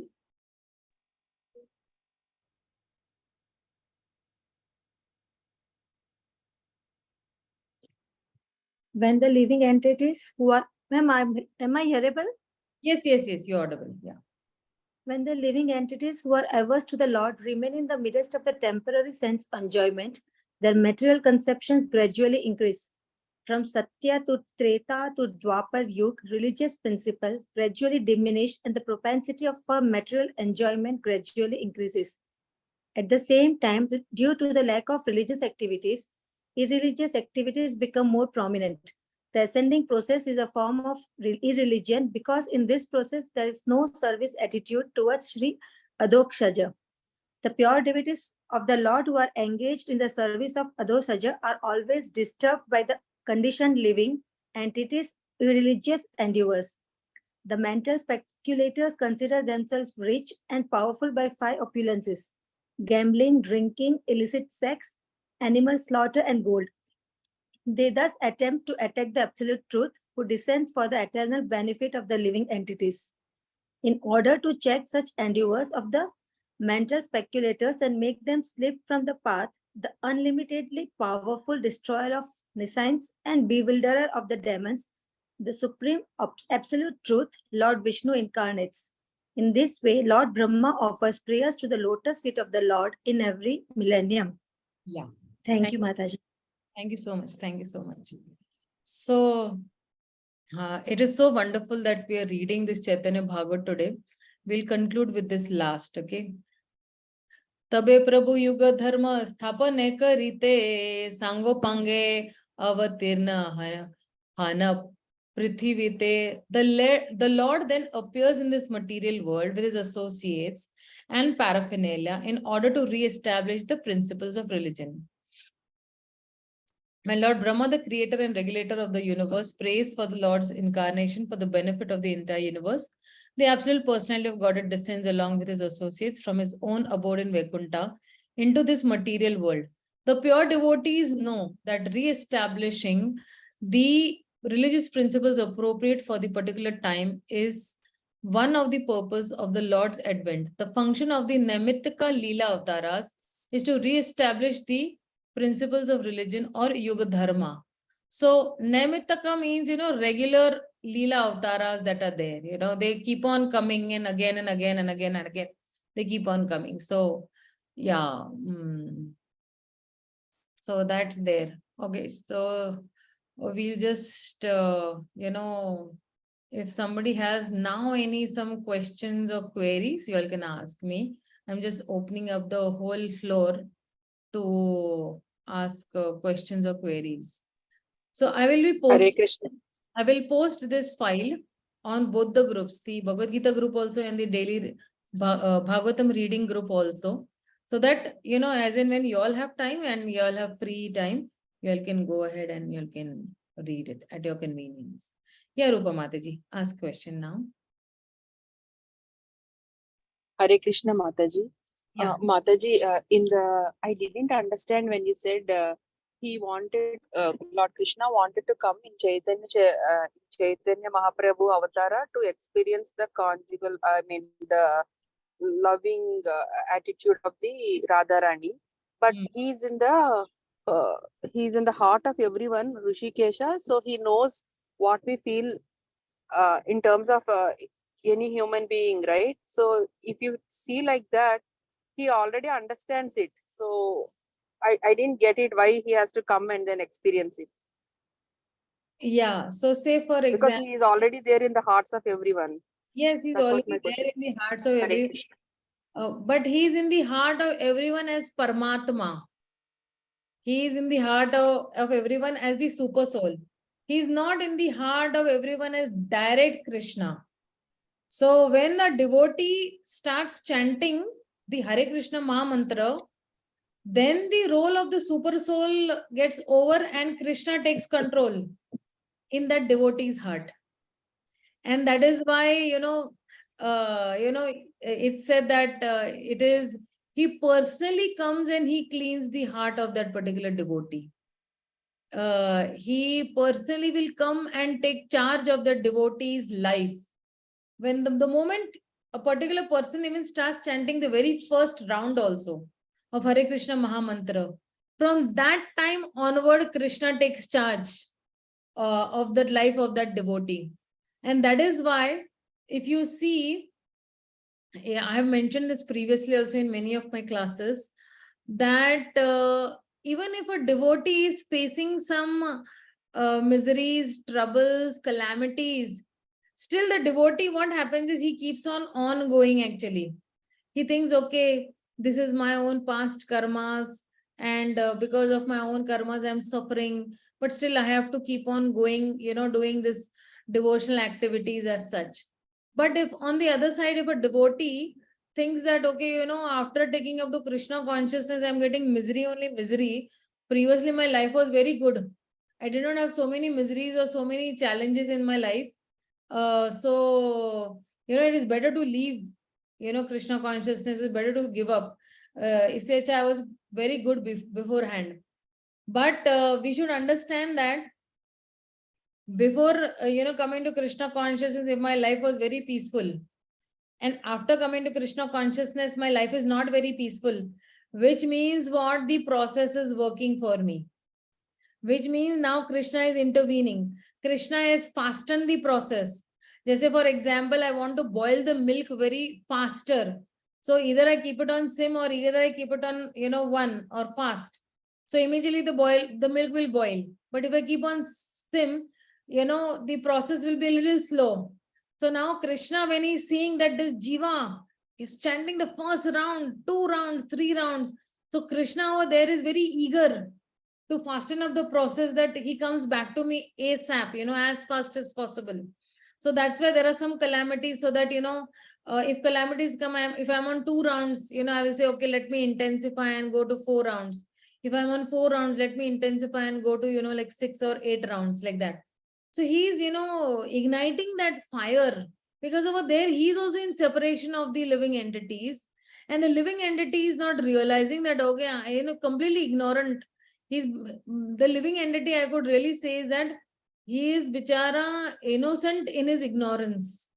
He still does not know that my aim is to go to Krishna, and there is one father over there, he's crying without me, and even I am not happy without that father. But the living entity is not realizing this thing. And that is why Krishna actually fastens of the process for going back home, back to Godhead. And when he fastens over the process, then how will he fasten? Because कहते हैं ना कि दुख आने के बगैर people don't take up to worship of the Lord, or they don't. So that is why then these calamities will keep on coming, and these calamities are not like that the Lord is a sadist and he enjoys giving calamities to his devotees. No, that is one way of fasting up that process, one way of becoming detached from the world. Like for example, for some devotees, some of your very dear person will go away from this lifetime, and then that particular person will take up to Krishna consciousness very seriously, because till now that person was very attached to that particular person, and because of that he was not able to fasten up that process. So now what will happen? Krishna will take away this particular person. Of course, when Krishna is taking away this particular person, he will place this person also in some better position. But this person who is taken up to Krishna consciousness started chanting, he's very attached, and because he's attached, he's not able to being attached to Krishna. So now this is Krishna's plan, that how he will immediately make that person attached to himself, and he'll fasten up the process. So in this way, that we say that Krishna's plans are inconceivable. Krishna's activities are also very inconceivable. We cannot really conceive that in what. And if you see, in every person's life, Krishna inspires him in very different ways. Sometimes he'll inspire by taking away all his wealth. Sometimes he will inspire a person by taking away all his relatives. Sometimes Krishna will, inspire a person by taking away all his pride, or putting him to a 0 level. So Krishna has his very different ways of, inspiring different devotees to come out here. So at least in my life, I have learned it the harder way. I have not learned it this easier way at all. And I have seen in my life that my personal experience, I'm telling that I have seen that one by one, Krishna has taken away everything, from every corner, check and mate. And from every corner, when he made me check and mate, that's the time I bowed down to him in full. Otherwise it was not possible for me, because I was into very enjoying mentality. I was doing also rounds, and I was serving also. But that 100% surrender what Krishna is asking, still I'm not surrendered 100%, but still to that extent what Krishna is demanding, I was not that. But Krishna is saying also that if I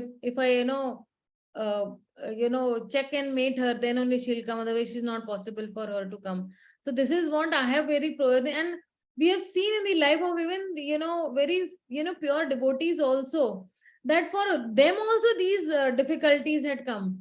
But what is the difference between a normal person's calamity or a difficulty, and what is the difference when Krishna is giving calamities to pure devotees, or when we see pure devotees in distress? So it is just to set an example that, okay, if pure devotees like Pandavas also are having so many calamities, so many atrocities being put on them, then who are we? For us, small things should really not matter. We should see, like, did Krishna put a calamity like what Prahlad Maharaj had gone, putting away from the cliff, or you're placing you in midst of so many snakes, or placing you into the lap of a fire? These calamities are not there. So these are very small calamities, and we should take it very positively. If calamities have come, calamities is equal to purifying. Calamities have come in my life to purify me and go more closer to Krishna. So that is the positive aspect. The negative aspect will be that calamities have come and I will go and give up everything, and I'll go and live a normal life, and then only I'll be peaceful. No, you'll be put into a more horrible situation. You'll be put into a more precarious situation that way. So this is the thing that why we should worship Krishna even in the midst of calamities, and we should be intensified more even in the midst of calamities. Okay, Rupa Mataji? Mataji, but my question was why Krishna has came in the form of Chaitanya Mahaprabhu, because he is already in the hearts of everyone and he understands the affection of Radha, and why does he needs to come in Chaitanya Mahaprabhu to experience that? Because he's a Rishikesha, right? That's Yeah, see. that is what I didn't. So for example, let's take an example that you want to understand what your husband's heart is, but you don't know, right? Until unless you enter into his heart, you will come to know. He will not express on his own. Or sometimes if your husband is happy also, you will not be able to, you will be able to see that he is happy. But what is that happiness he's experiencing? Till the time you don't enter his heart, you will not understand that. So similarly with Radha and Krishna. For normal people like us, we don't understand, but No, because Lord. no. See, I'm giving you an analogy to understand that. Okay. So now let me complete what I have want to say is that now for Krishna to understand what is Radharani's happiness or what is the bliss that she is experiencing, then Krishna entered Srimati Radharani's heart. To experience that bliss, what is the love she's experiencing for Krishna? What is that bliss she's experiencing when she's serving Krishna? What is that happiness that she's experiencing that even Krishna is not able to experience that happiness?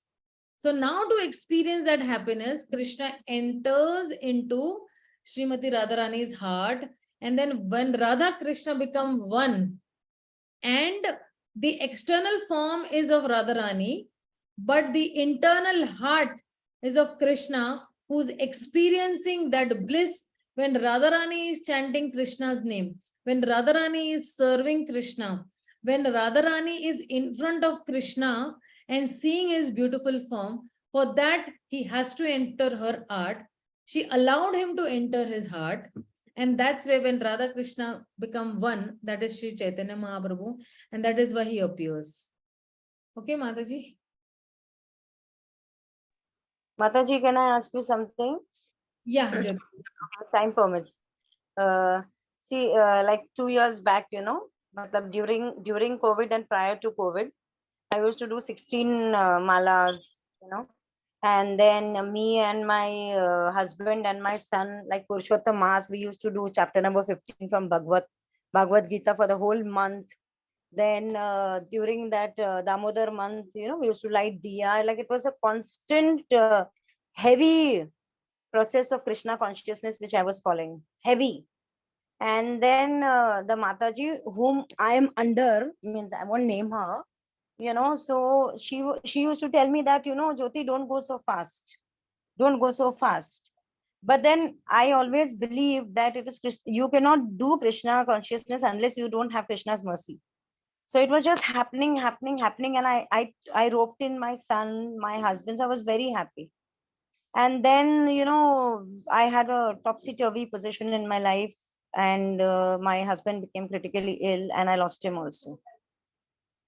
So the Mataji, she told me that because you intensified Krishna consciousness, you were totally into it. So things happened very fast in your life. That is because Krishna wanted to purify you.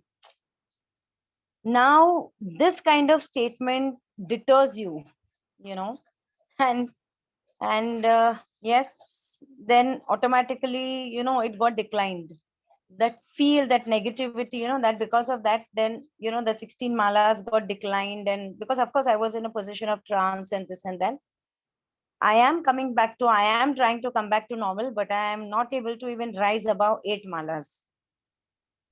Okay. So I just want to know, whether her justification was right, because that put a question mark in my progress of Krishna consciousness, Yeah, That this was is a personally, I'll have to discuss with you. I put my number in the chat.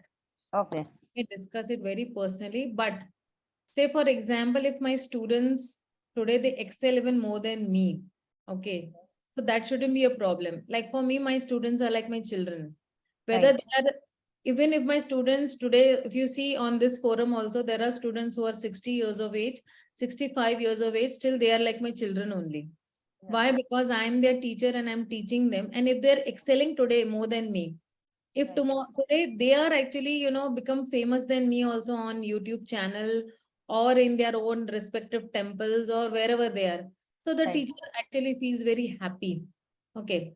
Now, I do not know with what intention did she say that. Okay, because this is case based also and all.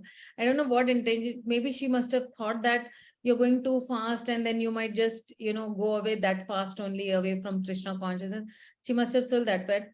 But I myself, if you see for me, I came to Krishna consciousness within 2 months, you can say.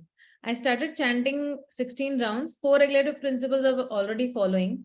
I was not even drinking tea and all these. I did have this addiction of chocolates that, gradually after 6 months, I did leave, eating chocolates because women like chocolates. So I quit eating. But then when I wanted to come for Mangala Aarti, nobody stopped me. Because even I had a mentor that by that time, because 2 months they were only there, and I had two mentors simultaneously. It was not one mentor I had. I had two mentors.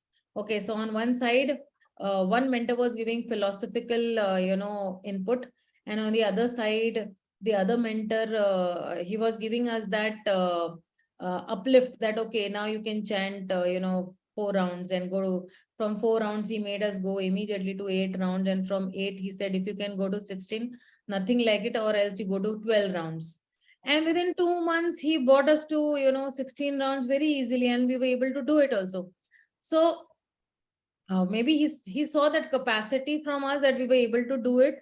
And then Mangala Aarti also, and I got initiated within 8 months of my coming into Krishna consciousness. Oh, great. Very, very swiftly I came up into. But, if somebody wants to run and rush, then maybe we should not obstruct him. That is one thing. That on his own, he is going. Nobody has to force that particular person to, move forward.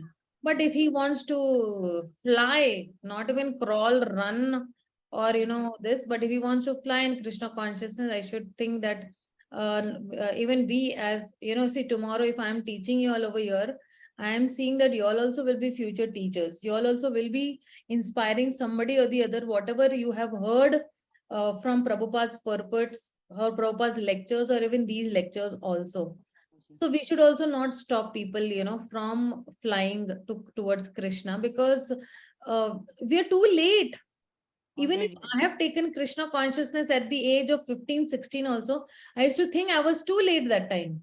15 years I just wasted. So then let me just, go ahead, as quickly as possible in Krishna consciousness. So I think we should not stop.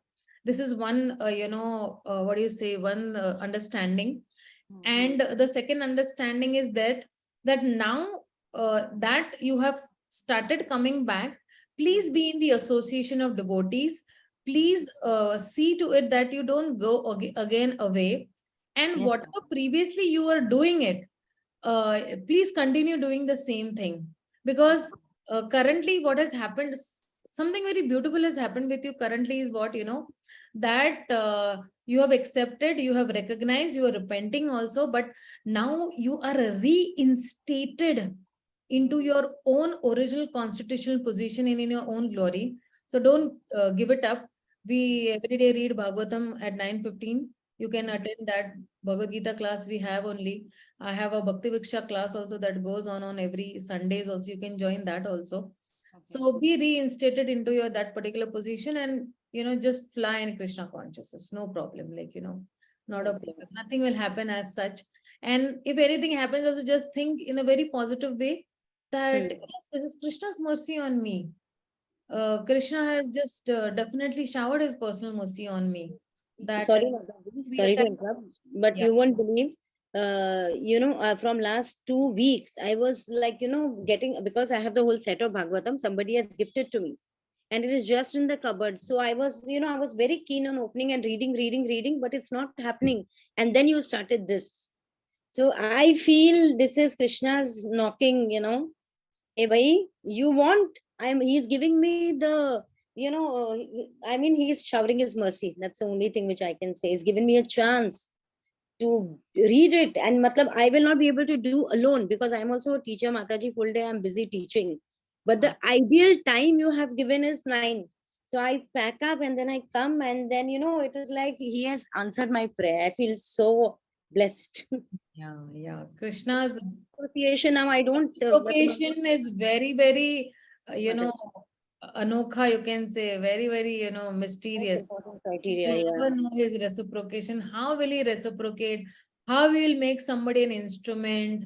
How he will, shower his mercy through anybody, Okay, Mataji. Thank you so much for your explanation. And I will definitely try to rise through his mercy. Yes, And yes. Srila Sure. Prabhupada, Anytime and any help you Swami. require, I'm always there. Yeah. Giriraj Swami is my Guru Maharaj. I'm going to be initiated by him. Who? Giriraj Maharaj, the one who has built ISKCON temple. He was here now in Bombay for 4 months and we had a wonderful time with him. I recently had an opportunity to serve him personally in Pune temple. Oh, Pune. Oh, how nice. So Yeah, sweet. I'm from Pune temple. So I personally had a very good association. He had lunch at my place also. Oh, how nice. How nice, Mataji. Very nice. Thank you so much. Anybody else has any query or question, or we'll just stop for the day? It's too late. 9:20, 10:21. Okay, so if anybody does not have any questions, thank you so much. Srila Prabhupada ki jai, Gaur Bhakta Vrinda ki jai. Hare Krishna. We'll meet tomorrow again for reading 9:15. Hare Krishna. Krishna Hare Maharaj. Hare Krishna.